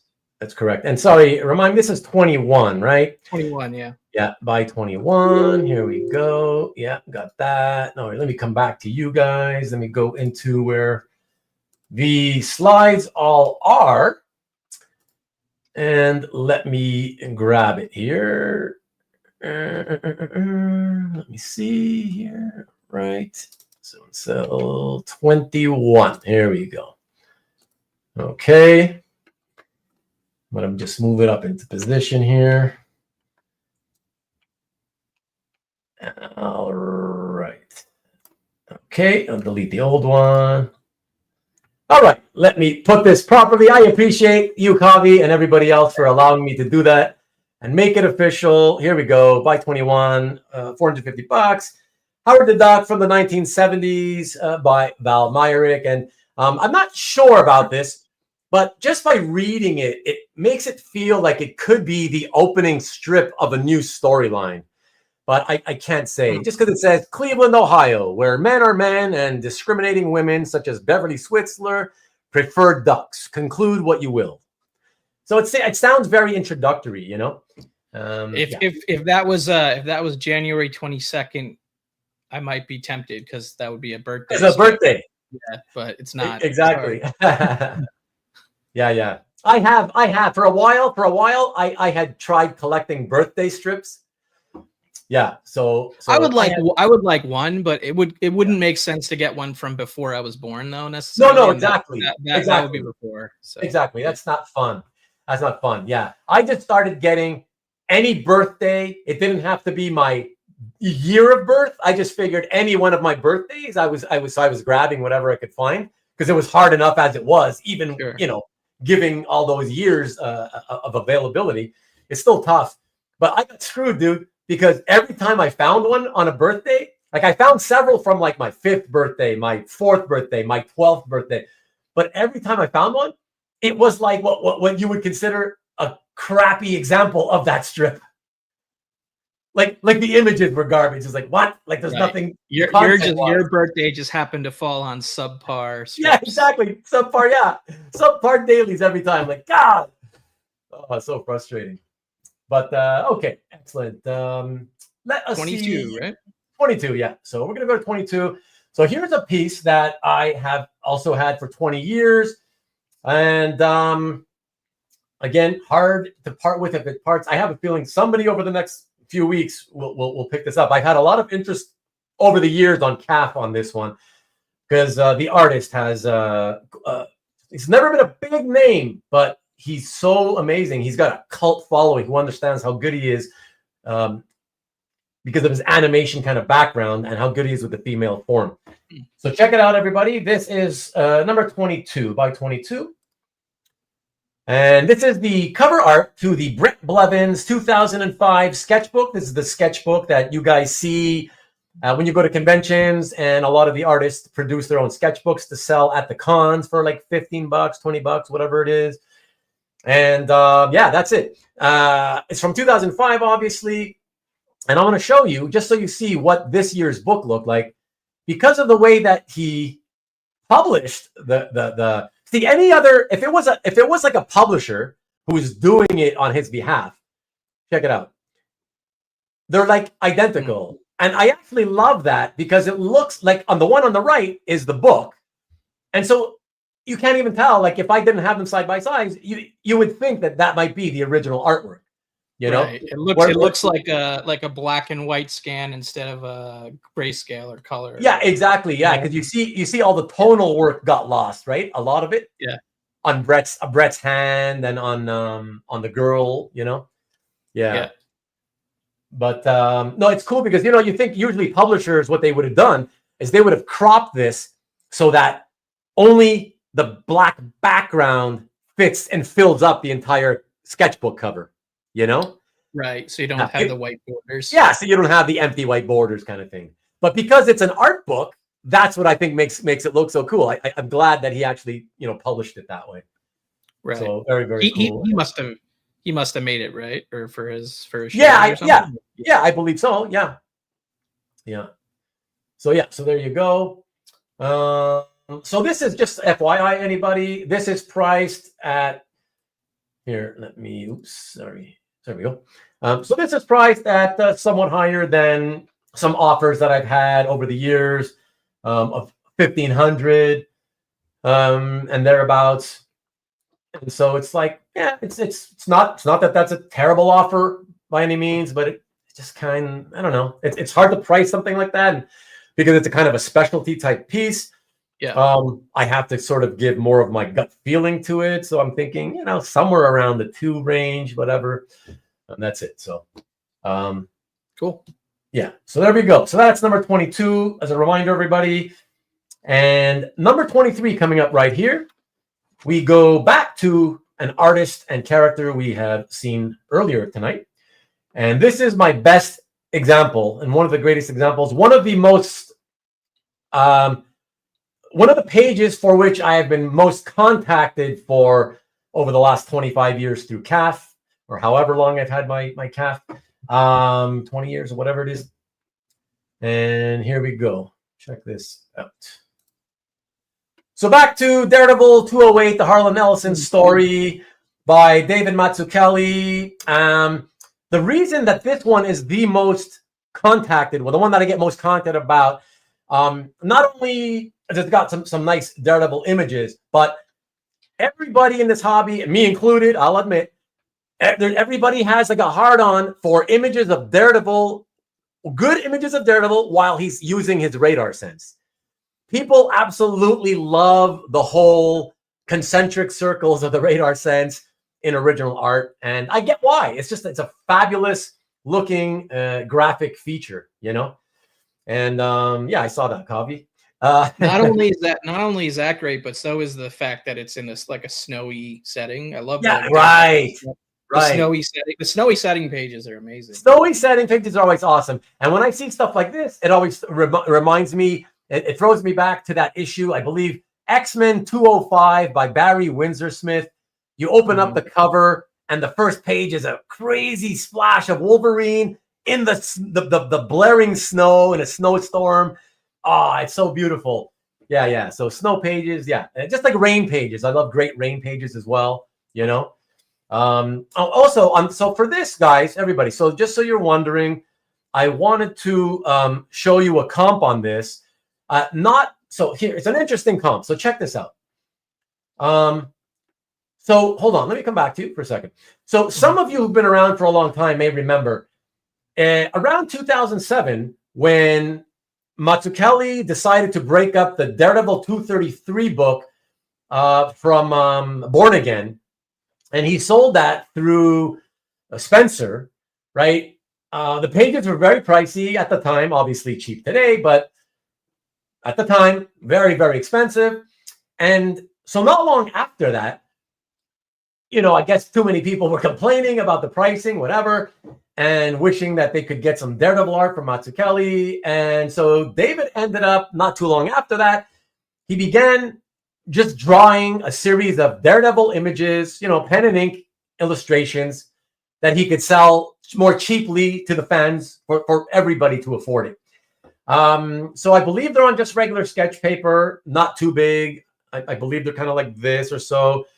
The problem, though, if you want to call it a problem, I don't know if that's the right word. I apologize. It doesn't sound positive. What I mean is that by 2007, Mazzucchelli no longer drew anything like the art that we all love in his Daredevil run. He had switched over to a more animated, cartoony look, okay? But just to give this comp, because I didn't even know about this, I was doing research this week and I found this. About a year and a half ago, in October of 23, this one of those 2007 illustrations that he was doing for the to make them affordable for fans sold. Here, check it out. So, you know, Dang. fun little piece, but whatever. Yeah. But you're not getting published art. You're not getting larger, 11 by 17 art. You're not getting, the most important thing to me is that it doesn't, and it's nice, but you're not getting the Mazzucchelli art that you recognize and remember. Yeah. So to me, it's just like, wow, man. Like, I know it's rare. So it's not altogether shocking that, it got bid up to $6,000. But like I said, it's like $6,000. It's one thing if it's a page, but for one of these where the style is completely different than what we remember, I don't know. It just, so that's why I say if you paid $62.50 for this, for me, I'd way rather keep this for $8,000. You know what I mean? Right. This is 23 years earlier and published from his Daredevil work. So right. Yeah. Right. And again, not that, as you guys know, not that the way you price things works that way, but if it did, and you looked at this and said, oh, if this is $62.50, you could say this should be 18,000. You know what I mean? I know it doesn't work that way, whatever, but yeah, you guys get the point, right? There are probably certain people out there who would say it's that. So well, you never know. Yeah, I'm not going to touch that one, but yes, I get the price is going to be. Exactly. I get your point for sure. And from a special issue, exactly. Great issue by Harlan Ellison and Arthur Byron cover. I don't want to rob him of his. There wasn't enough room on the slides to add more info, but it's Harlan Ellison and Arthur Byron cover. But yeah, so okay. Let me get back to that. Where are we? That was 23. And that was, that's what I'm looking for. 23, exactly. All right, everybody, let me go to 24 real quick. I won't spend too much time on this because I know you ain't going to buy this anyways. So this is by 24. It is the beautiful oil painted cover from 1954 for the novel The Eagle and the Wind by Herbert E. Stover. And why I like, see, visually speaking, I normally am not a fan of this era. I believe this is like around the American Revolution era. I'm not a fan of this era in illustration because I don't really find the clothing attractive to me, the period clothing. But of course, because this was more salacious back in the day, this is like a good girl art, or should I say bad girl art example of this. And the really, really cool thing about this is that the artist, I'm sure most of you, or if not all of you, probably don't know who it is, Rafael Desoto. He's one of the most, if not the most famous artist from the pulp era. So the pulp magazines, Black Mask, Doc Savage, all that pulp stuff from back in the 30s and 40s. Rafael Desoto, he was one of the very, very few artists from the pulp business who, when the pulps were dying out in the late 40s, because of the fact that the mass market paperback novels, that's when they were first coming out at 25 cents each. It was the first time. It's like a good historical piece. Not just this piece. I mean, these books, paperback, a lot of people don't know. Paperback novels, right? Novels put into paperbacks that they used to call pocket books because they were small enough to fit in a pocket. Oh yeah, I've seen them. Up until the late 1940s, books were generally only put out in hardcover, and the hardcovers tended at the time to sell in the neighborhood of $2 to $2.50. Now, while that seems cheap when you think about it today, typically in the 40s and 50s, that was only upper middle class and wealthy people who could afford to buy hardcover books. So a lot of people didn't really read until the publishers decided, hey, let's try offering novels. They started off with famous novels. Cheaper format. Yeah. A cheap format that could be dispensable to anybody for 25 cents. And that's why the paperback revolution took off, exploded, and it killed the pulps, And yeah, I just wanted to say that DeSoto was one of the few, I'm thinking less than 5 pulp artists made the transition from the pulps into the paperbacks. So there you go. Like I said, just a nice, sexy as I'm making the hand gestures, sexy looking oil painting. I mean, for 1954, that I could see that being bad girl art for sure. Bad girl art, yeah. So there you go. And I again appreciate everybody. I'm going to go back and I'm going to watch the full episode when I get a chance of this because I want to see everybody's comments. So I feel bad that I've missed them all. I've highlighted the majority of them. So yeah, I know, but when I'm talking and you flash them quickly, I'm just saying when you rewatch it, you'll be able to see them. Yeah. That's it. Okay, so we go from 24 to 25, peeps, and this is number 25. We're going to move over to the 1980s with DC Comics. And Nick had a comment earlier. I didn't highlight it when you had the pulp cover up. He was trying to work you on that Daredevil 208 price. I'm assuming his friend is is a guy named Nicola. Yeah, that's what I assume too. I like I said, Nick, I still need to reach more people through other platforms. I definitely don't want to go that low on that piece. I got another one coming up, so you might, and that one's $6,000, so you might want to take that one instead. But we'll get to that when we get to it. Vic Narucci is a well-known collector. Vic Narucci, yeah, we know that. We all know. We all know. So you guys know, those of you who follow the market closely, you know that over the last few years, even third-tier DC type titles, the art for them has been taking off. A few years ago, vigilante art just exploded out of the blue, out of nowhere, to the point where even issues from, like, pages from later issues in the run, like in the 30s by Todd Smith, are hitting 14, 16, 1800, 2200, you know. And you guys probably have seen over the last, I don't know, few months that now the question pages are exploding and selling for 6,000, 8,000, 10,000, 12,000. Like, so everything seems to be taken off. I mean, all these cult favorites are taken. It's crazy. So anyways. Vigilante showed up in that Peacemaker show, which was a hit show.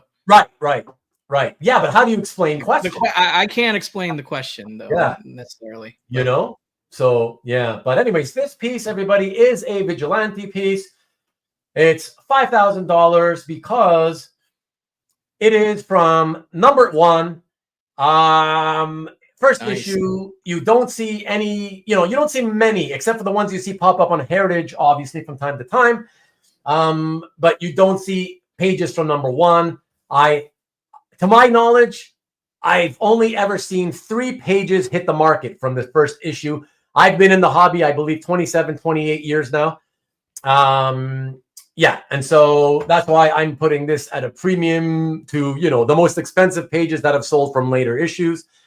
Yeah, because like I said, very, very rare from the first issue. So that's that. It's pretty simple. It's got some nice images of Adrian Chase, the vigilante, riding his motorcycle. I love the fact that he's super cool, leaned over, the way that MotoGP riders do it. The speed bike shots are badass. Yeah. With the missiles on the side, and jumping the car and stuff and landing. Really, really cool. So that's it, man. That's all I got to say. It's really cool. Just a nice, cool rarity. If you're into, early, second, third tier type cult status DC art. And here we go. Corey's never heard of Vigilante. Wow. Corey, how old are you? I would say he's older than me. Yeah. Are you in your 40s or your 30s? Interesting. But then again, you don't have to answer that, Corey, if you're not comfortable. That's I've asked every guest I've ever had on a show and tell that I've asked most people, everybody has had not a problem. Okay, there you go. So he is slightly older than me. So. Okay, so yeah. Okay. Yeah, listen, maybe who knows? We don't know what Corey's access to comic books were, as a kid, whatever. And exactly. So it's not shocking, Okay, let us keep it rolling, folks. From number 25, we go to number 26. And number 26, we are sticking with DC. And very, very difficult to price this because of a couple of factors. It is a birth page of a character tied into a very, very popular and expensive series. So here we go. Check it out. And so this is Superman, the Man of Steel, issue number 1, page 40. It is the first appearance and birth page of the character, the Eradicator. Those of you who came into Superman only with the death of Superman and who read the subsequent follow-ups, like The Reign of the Superman, which was my favorite of the miniseries, will remember that 4 different characters came out of that, calling themselves Superman, saying that Superman had just died, but I'm Superman. And one of those characters was the Eradicator. But here, let me show you another scan. This is his appearance in Adventures of Superman number 500, which is the same issue that Superboy appears for the first time. That's my Superboy, the one you guys know as the Grummet Superboy, because that's what I call him. Eradicator, Cyborg Superman, and Steel. So this is his first appearance with a more Superman looking costume. But this is from the image on the right is from 1993. But the first appearance of the actual character, this one, where he's wearing the Kryptonian costume, this is from about 2 years earlier. Yeah. And so on this one, that's his absolute first humanoid appearance. And yeah, and it's got Superman on it. So there you go. Very difficult to try to find a price or whatever because of how much all the Death of Superman and related miniseries goes. But yeah, whatever. There you go. There you have it. If anybody's interested, you can talk to me. So lots of first appearances tonight. I didn't expect that. I think only 2 or 3, no? I think that was 3, right? If I'm not, or yeah. no, what? Actually, no. The one was the third appearance of Bullseye. Oh, that's true. Yeah. I keep thinking about that page, Ruben. Damn you. Anyway. We had the sleeper appearance, first sleeper birth page. Yeah, the symbiote, and then this one. So 2. I think that's it, but who knows? We'll find out. That third appearance of Bullseye is probably as close as I'll ever be able to get. But Bullseye, yeah. Okay. I'm not. Well, that was 26, everybody, and let us go to 27.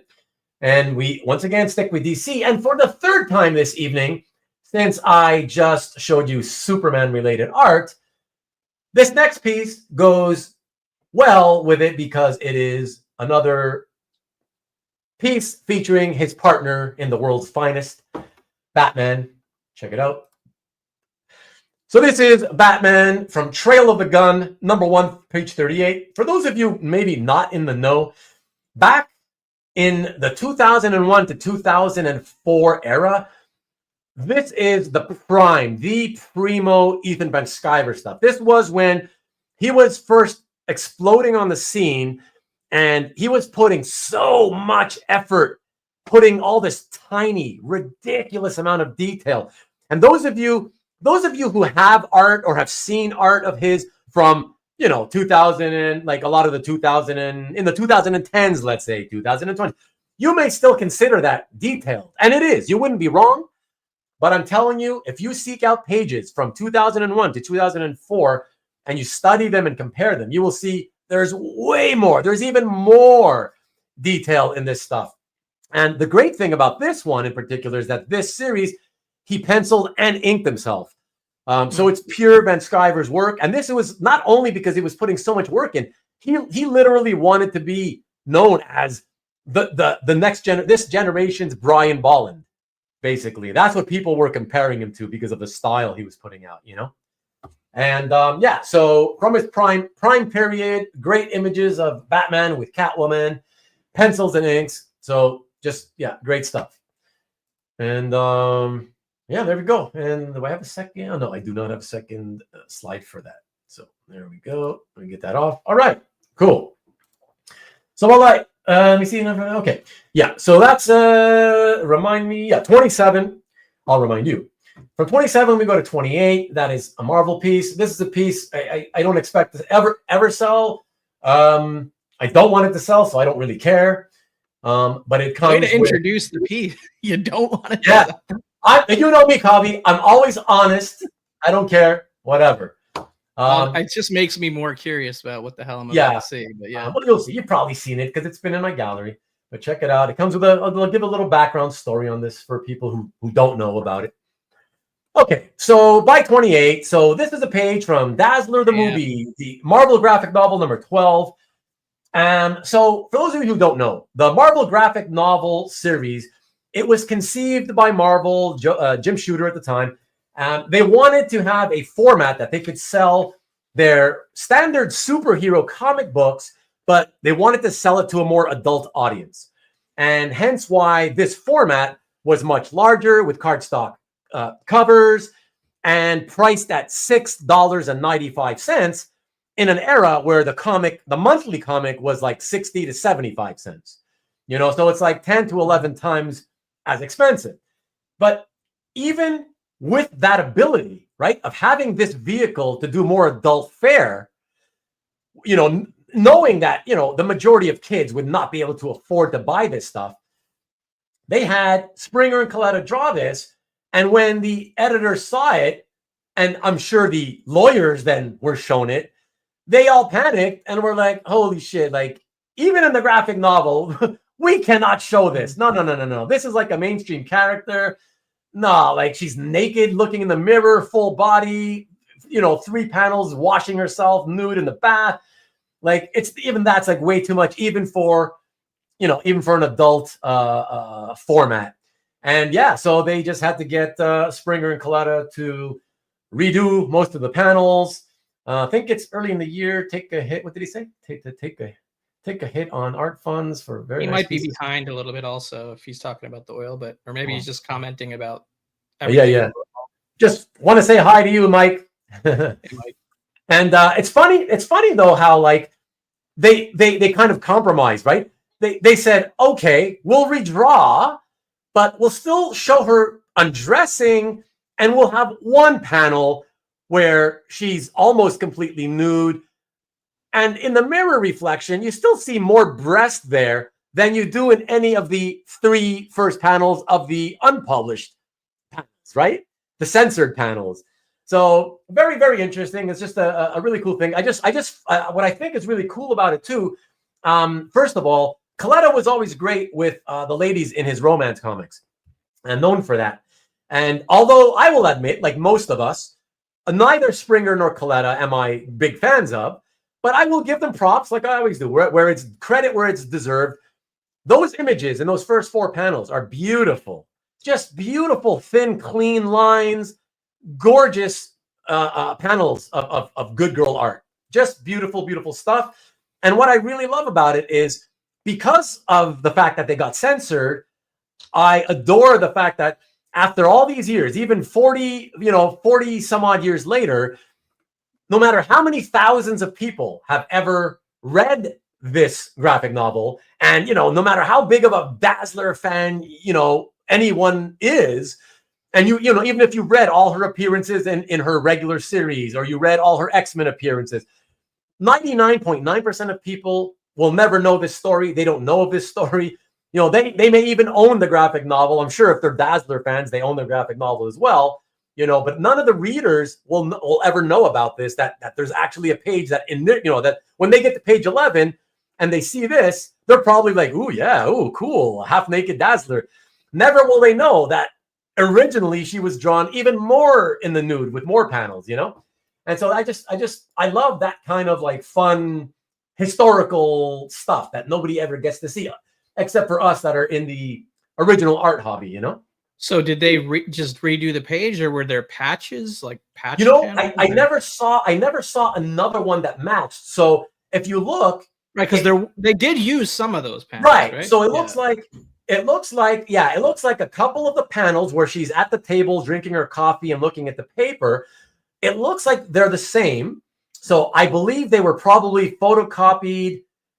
It looks to me like they were, photostatted, and then, you know, shrunk down or enlarged or whatever, you know, to fit the new layout of the page.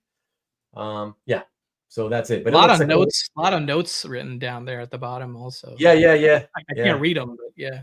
Editorial stuff. Yeah. So yeah, really, really fun stuff. But Alison Blair, Nude for your dazzled eyes. And yes, pun intended on the dazzled.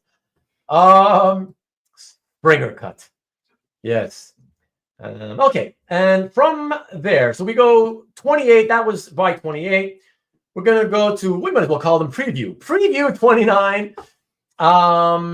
We go. Well, you are going to run through them again real quick at the end, right?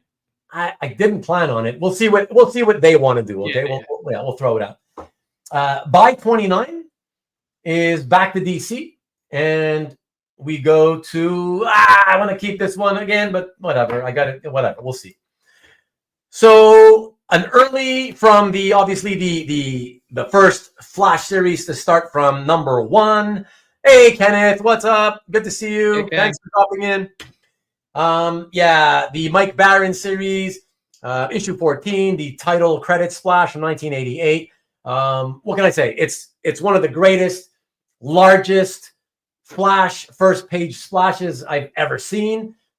And he's running. He's not just standing there. He's doing what he does best in a really nice running pose, complete with all the speed lines, which is always important.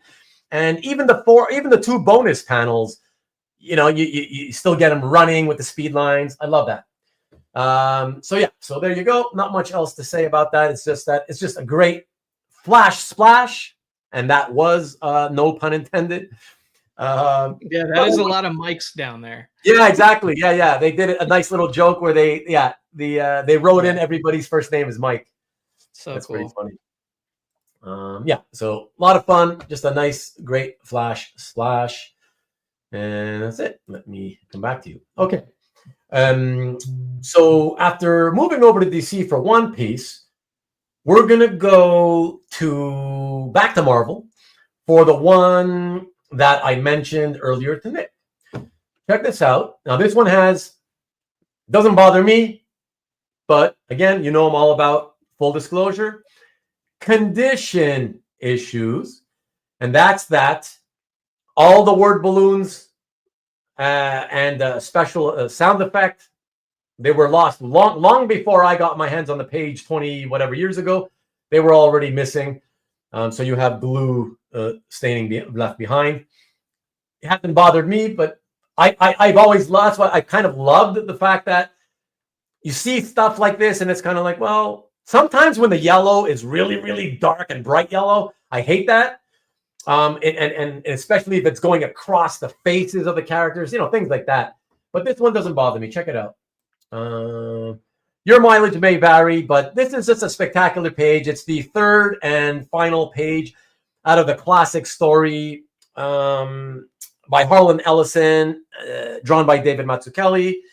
And this one is great because not only is it Daredevil in each one of 7 panels, but he's literally, the whole page takes place with inside one of the house traps that he's trying to escape, the booby-trapped house, right? So the first 6 panels show him in the quicksand trap. And then just as he finally frees himself from there, he quickly goes out of the frying pan into the fire and starts falling down towards a floor full of giant metal spikes that he's going to get impaled on. So, to me, this is just phenomenal. I don't know what else to say. It's just great, great, great content.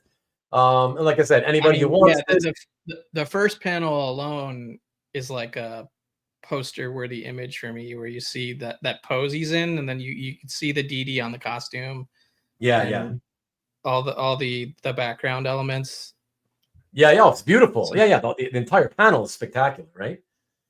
But just to say, guys, I've never done it myself. Like I said, I love the history of pieces. I like knowing that the pieces are in the condition that they are in, because it's just all part of the history of the piece. Tom, I'll have you know, there are pages that have sold for $5,000 and $6,000, and I find my images are better. So you may think what you want about them being priced for me to keep, but I can easily make the arguments on that. I am sure that you are, let me come back to you. I am sure that you, Tom, are no doubt selectively only looking at the Mazzucchelli pages that have sold in the past for $2,000 and $2,500. I get it. I have nothing to hide. I know that has happened. But the ones that have sold, more recently, in recent years, much more comparable to mine, have sold for much more than the ones you're thinking of. So, and those are not. Not from the obviously all the born again pages go for higher, but even within those, there's a wide range of high and insanely high. So I think the same applies for the quality of the images of the rest of his Daredevil run. It makes sense. Pricing subjective too, obviously, but okay, so let me see. I like all those pages. Wish I could afford them right now, but can't. Okay. We'll jump back in. All right. So that is, sorry. So that was 30. And yeah, just here, just as a reminder, one more time. So this is $6,000, and this was actually purchased for $6,250. So everybody has the right to their opinion, right? Okay, so we're going to go from 30 to 31. And for that, I believe it's the last final piece. Please grant me this from my illustration art collection. And for that, I am going to show one of my very many Gothic covers. I'm a sucker for the Gothic genre. Again, it's about the ladies, and I love mystery, horror, and suspense. So the idea of women sort of with spooky mansions behind them and things like that, yeah, it just appeals to me. So check this one out. And this is from the King's Falcon, and from 1975. The artist on this, it's in oil, and it is by Hector Garrido. Most of you do not know who Hector Garrido is. If anybody does, I'm not sure. But Hector Garrido was very, very well known for a few things. He's the guy some of you may be familiar with. He was the guy who did most of the painted covers to the hardcover books, I believe in the 1960s, for the Nancy Drew Mysteries and the Hardy Boys Mysteries. So he worked on those, but that's not all he's famous for. Those of you in the comic book and comic art hobbies will be surprised to learn that Hector Garrido is also the artist primarily responsible for doing all the packaging art in the 1980s for all the G.I. Joe toys. So there you go. That's another guy. Jack the Ripper did indeed. Yeah, so there you go. Very, very well respected and well-known artist outside the comic book field. Okay, so there we go.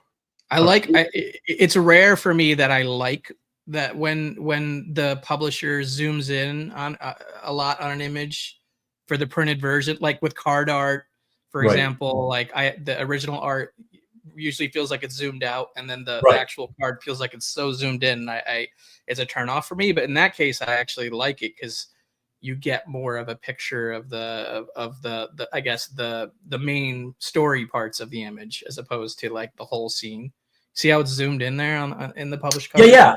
It's actually not bad. Like I'm usually not a fan of that zoom, but in this it works. And let me.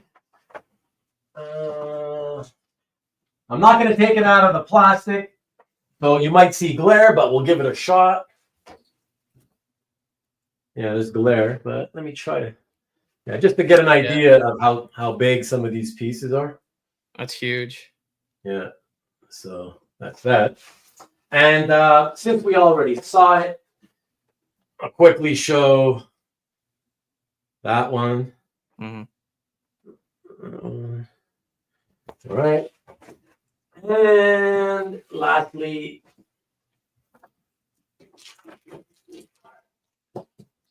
this one. Sweet.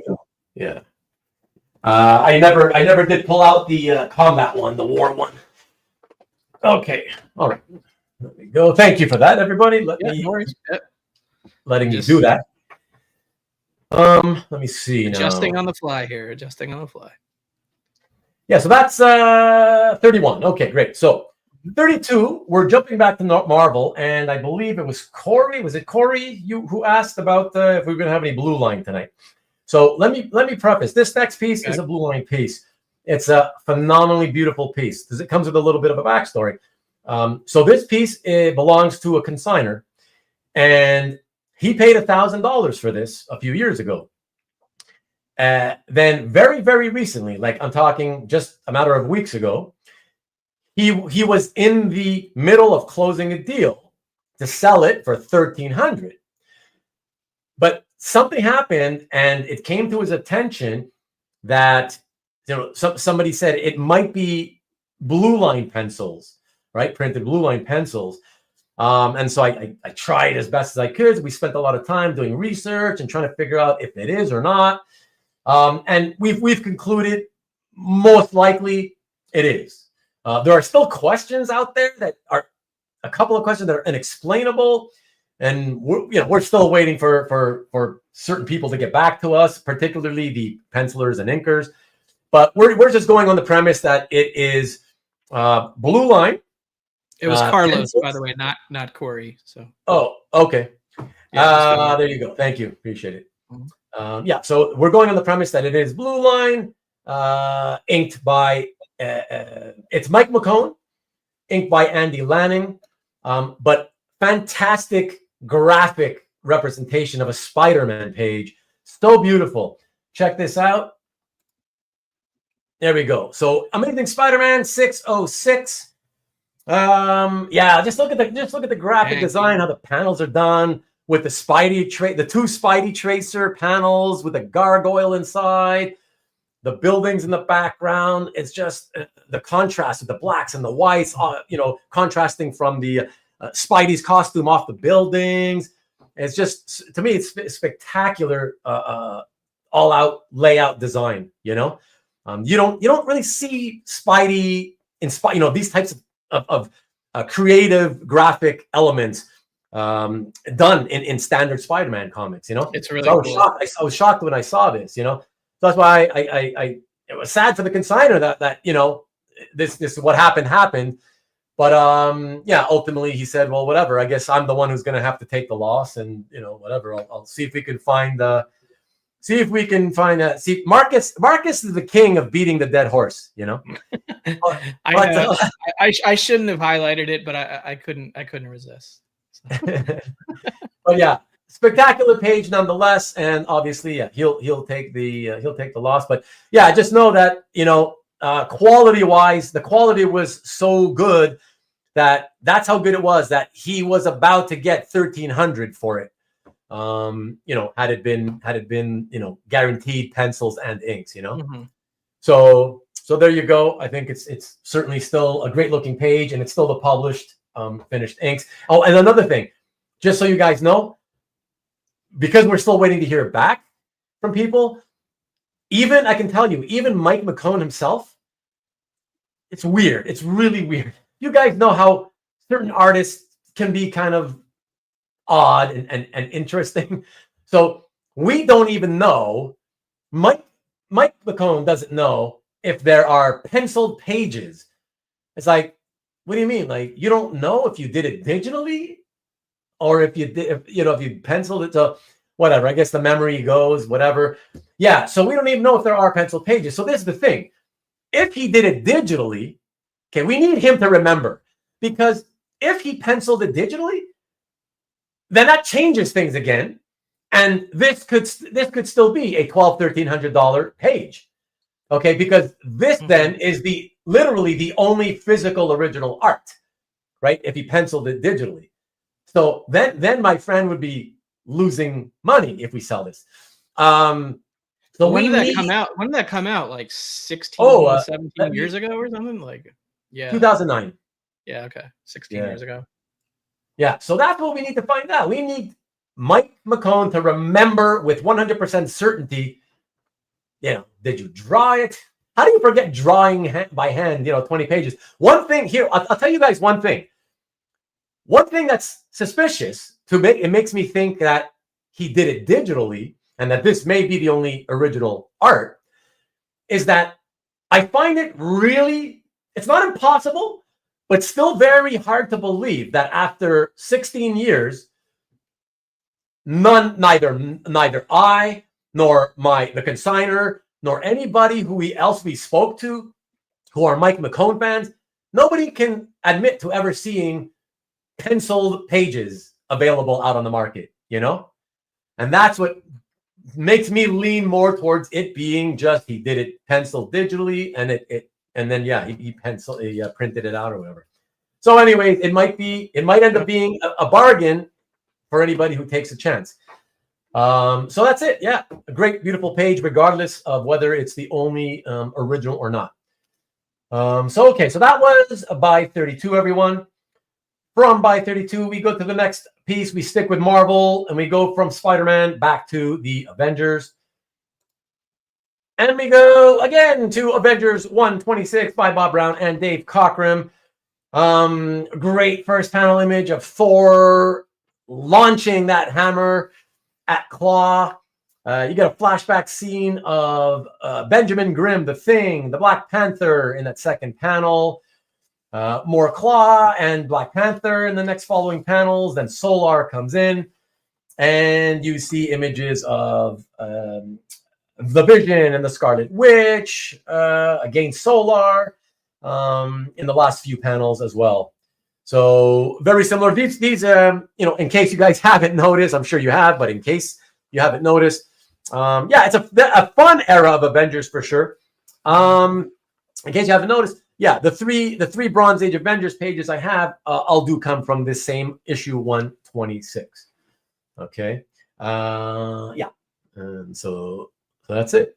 So there we go. Some nice images there. Like I said, way better looking artwork. Did you specifically try to get pages from that issue, or was it just all like it just happened? Yeah, it was an attempt to get more pages to the issue, but not by me. It's from a consignor. Right. Yeah. Got it. Yeah, okay. So that was. Good. But that was the attempt, because it's the first issue that they had ever purchased of Avengers. Cool. Yeah. Okay. All right, everybody. So this next one. So you guys all I would assume all, if not most of you, know that I help Mike Perkins sell his artwork. And so I got to preface this next thing. What I'm going to do here is Mike is so recently there was an event, a DC event going on called Absolute Power. So I'm sure some of you know what that is. And in this event, it resulted in a whole bunch of superheroes losing their powers. And so now there has been a spin-off miniseries called Justice League: The Atoms. And it's about the Atoms. There's two Atoms, right? I guess it's the original Ray Palmer and the new one. What's his last name's Choi, I think. I forget what the full name is, but it's an Asian Atom. So there's two Atoms. And also Captain Atom. And they're trying to figure out, trying to put their heads together to figure out how to get the heroes their powers back. And so it's a 6-issue miniseries that Mike is doing as a bridge until his next project is ready to go. What we're going to do, and we spoke together, we came up with an idea because we thought, we're curious and we want to see, how people react in terms of his fans. Are they fans of the work, or is it fans of his work only if it's a certain character? And so what we've decided to do here for the first issue is we want to sell it as a complete issue. Okay, it's a 20-page issue, right? So 20 pages. There's a cover, but it doesn't come with the issue. Okay. So we want to find a buyer for the all-in Atom story is pretty good. At least one issue is pretty compelling. Okay, that's good news to hear. Thank you, Ian. And what we're going to do is we're going to put this issue together. We're going to keep it together, offer it as a complete 20-page issue. Okay, and for no other reason than the fact that the Atoms and Captain Atoms are not, say, Batman. We want to, in order to entice a fan of Mike's, who knows, we may be also enticing speculators. That's always possible. I don't know. I don't know if Kavi, can you still hear me? Yeah, I can still hear you. I just okay. That was just weird. Shifting something around on my leg real quick. This is interesting, actually, that you did this, because I've been wanting to know for a long time if this was possible, because I've had an idea for the longest time where I would like to maybe produce a show for other people to host and chat, and all I do is hide in the background and you can maybe hear me, I can still communicate. With StreamYard, the only way for me to do it is for me to like leave myself on the show, but then make someone else full screen, but my audio is still heard. You know what I mean? See that? Right. That's the thing, and that's okay with me. But the problem is, I believe this technique, it only works if there's only one person other than like me with me. Yeah, right? like I couldn't hide myself off camera and keep my audio, and then also have 3 other people on screen. Exactly. That's what sucks. Okay. Unless I bring in another software tool element. Right. Exactly. Yeah. That's what I thought. Okay. So sorry for the interruption, everybody. So so getting back to that. So we are going to offer this, and in exchange, so tonight you're going to get. I'm not going to be. It takes too long. So I'm not going to show you guys the 20 pages of art.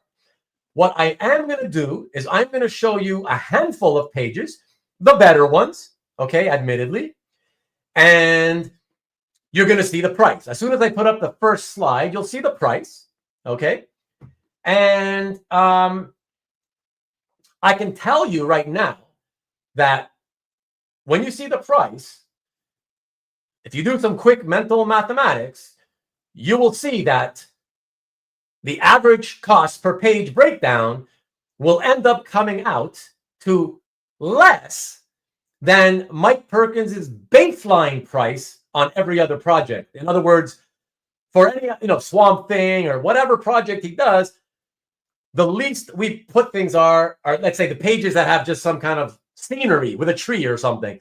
The baseline is like 200. So this is going to be less on an average per page price. Okay. So with that being said, the most important thing, you guys can feel free to ask me, email me and ask me to send you scans of the whole book. No problem. However, as of the moment that I pop up the first slide, it's first come, first serve. So what that means, okay, and so listen carefully. If three of you decide, hey, yeah, sure, can you send me the scans of all the other pages? I will. But if somebody else then comes in and says, I'll take it, I'm selling it to that guy, okay? Even if I haven't sent you anything, okay? So nobody has dibs other than the person who says, I'll take it if you want it, okay? So that's it. All right, let's see it. Yeah, so with that being said, here we go. Where is it? The first, first slide. I got 1, 2, 3 slides. Here we go. Check it out. So this is the first one. All right. So you get the complete 20-page story for $37.50. So that's less than the baseline price of $200, which typically, is what you get is like nothing pages with nothing, content wise. And like I said, these are some of the better pages, of course, and the nicest pages. Check this out. I'll show you another one here. All right. It's a DPS. That's really cool.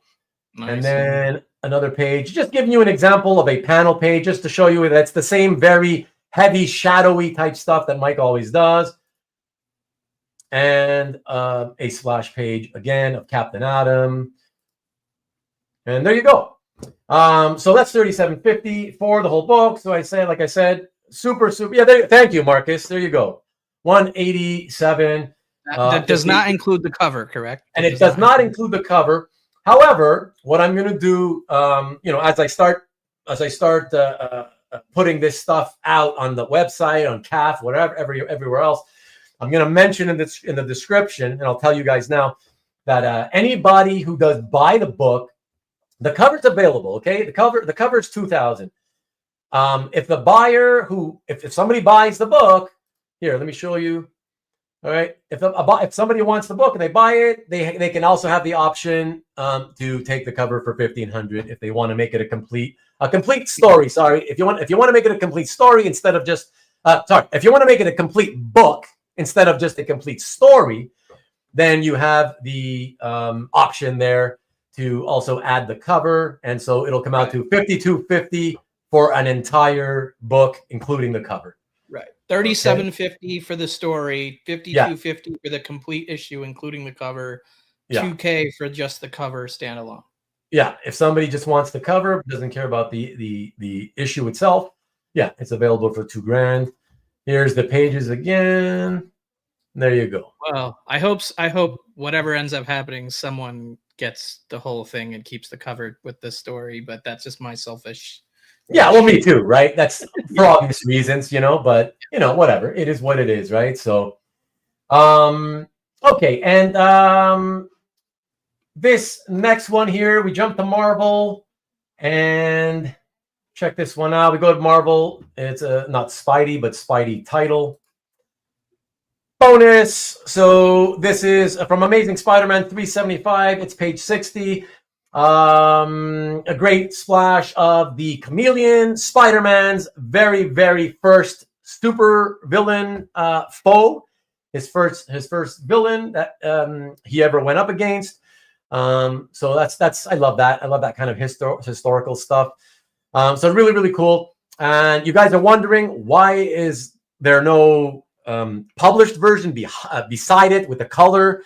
And that's only because none of the websites that I could find this issue on had uploaded they didn't upload any of the backup stories, because this is a backup story.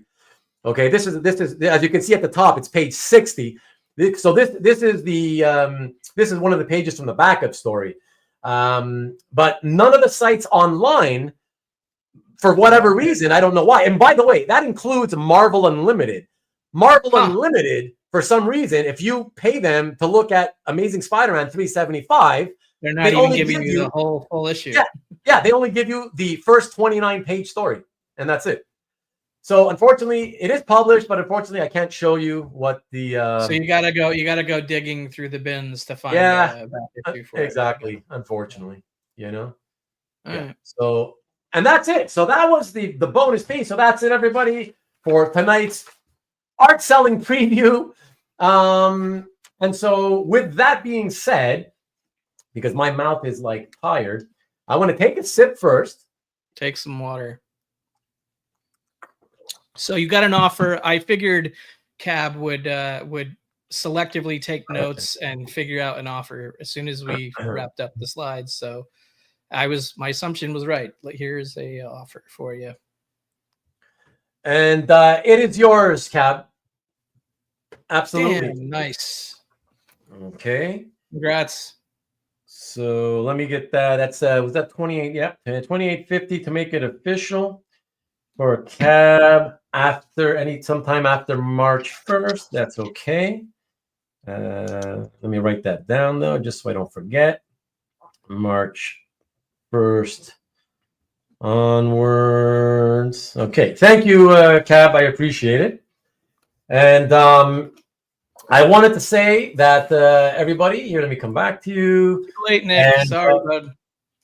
Yeah, so that wraps up for tonight. I'm gonna have a lot of work to do over the next week, really. Posting this everywhere else. So thank you for being here. And unless there's anything else, I don't see any need to. I don't want to recap anything. I don't think there's any reason to have to do that. Your call. I mean, we managed to show 35, 36 pieces. 36 lots, yeah. 2 hours and 20 minutes. So that's pretty good. Yeah. So that's good. Yeah, so that's it. So that's pretty much it. I mean, you're welcome, Alberto, for sure. And thank you to everybody. So if there's nothing else, we will bid you adieu. Let me just see let me jump in. Hey, what's up, Rob? Hey, Rob. Thank you, my friend. Thank you. Appreciate it. And thank you, CJ. Yeah, let me jump into the chat. And what else we got? You're very welcome, Cab, of course. Seems like it's just some goodbyes and stuff. Okay, goodbye. Karma Chameleon. Okay. 55 people here. I don't know what the Rickster. It's got to snow. It's going to snow here. It's supposed to snow here again, even though they haven't come by to pick up the 40 inches that fell, a week ago. Yeah. So yowza, very tempting. Okay. So we're all good. Not sure why 53 of you are still hanging out, but let me use this opportunity just to quickly thank you again, of course. Anybody who may be thinking on anything, as I said, I will work hard to get things started to get posted on my website, and after that on Calf Gallery, mentioning it on Facebook, whatever. So yeah, I'll if you're on my mailing list, you'll know when, or if you're on Facebook, you'll see me announce it. So, and of course, if you're on Calf, you'll see the pieces start to appear, obviously. But one last reminder. Thank you, Tom. One last reminder here for tomorrow. Don't forget tomorrow. You're welcome, Ian. And always love having you here. Thank you. And don't forget that for tomorrow, we still have the usual show and tell at the usual time. All right. And so we're going to leave you out here, as I always do, with that thumbnail. Here we go. Kavi, again, thank you very much for the help, my friend. I appreciate it. Oh, no problem. Of course, man. It was fun to do a quick show with you, which is a rare occurrence. Very rare occurrence. It was cool, and I was glad I didn't have knowledge of the art lots beforehand, so I could be entertained while I helped. You know, because if I knew in advance, then it would have just felt like work. Yeah, and it's more fun that way, I think. Anyways, it could be surprised. Yeah. So good night, Maki Poo. Good night. Hope you feel better soon. So thanks everybody, and don't forget to catch us here tomorrow night at the usual time with Kahlil. It should be a blast. And and like I said, I'll do whatever promos for Carl and anybody else who's got videos. I'll do them tomorrow night show. So have a good night, everybody, and we'll see you tomorrow night. Peace and go blue.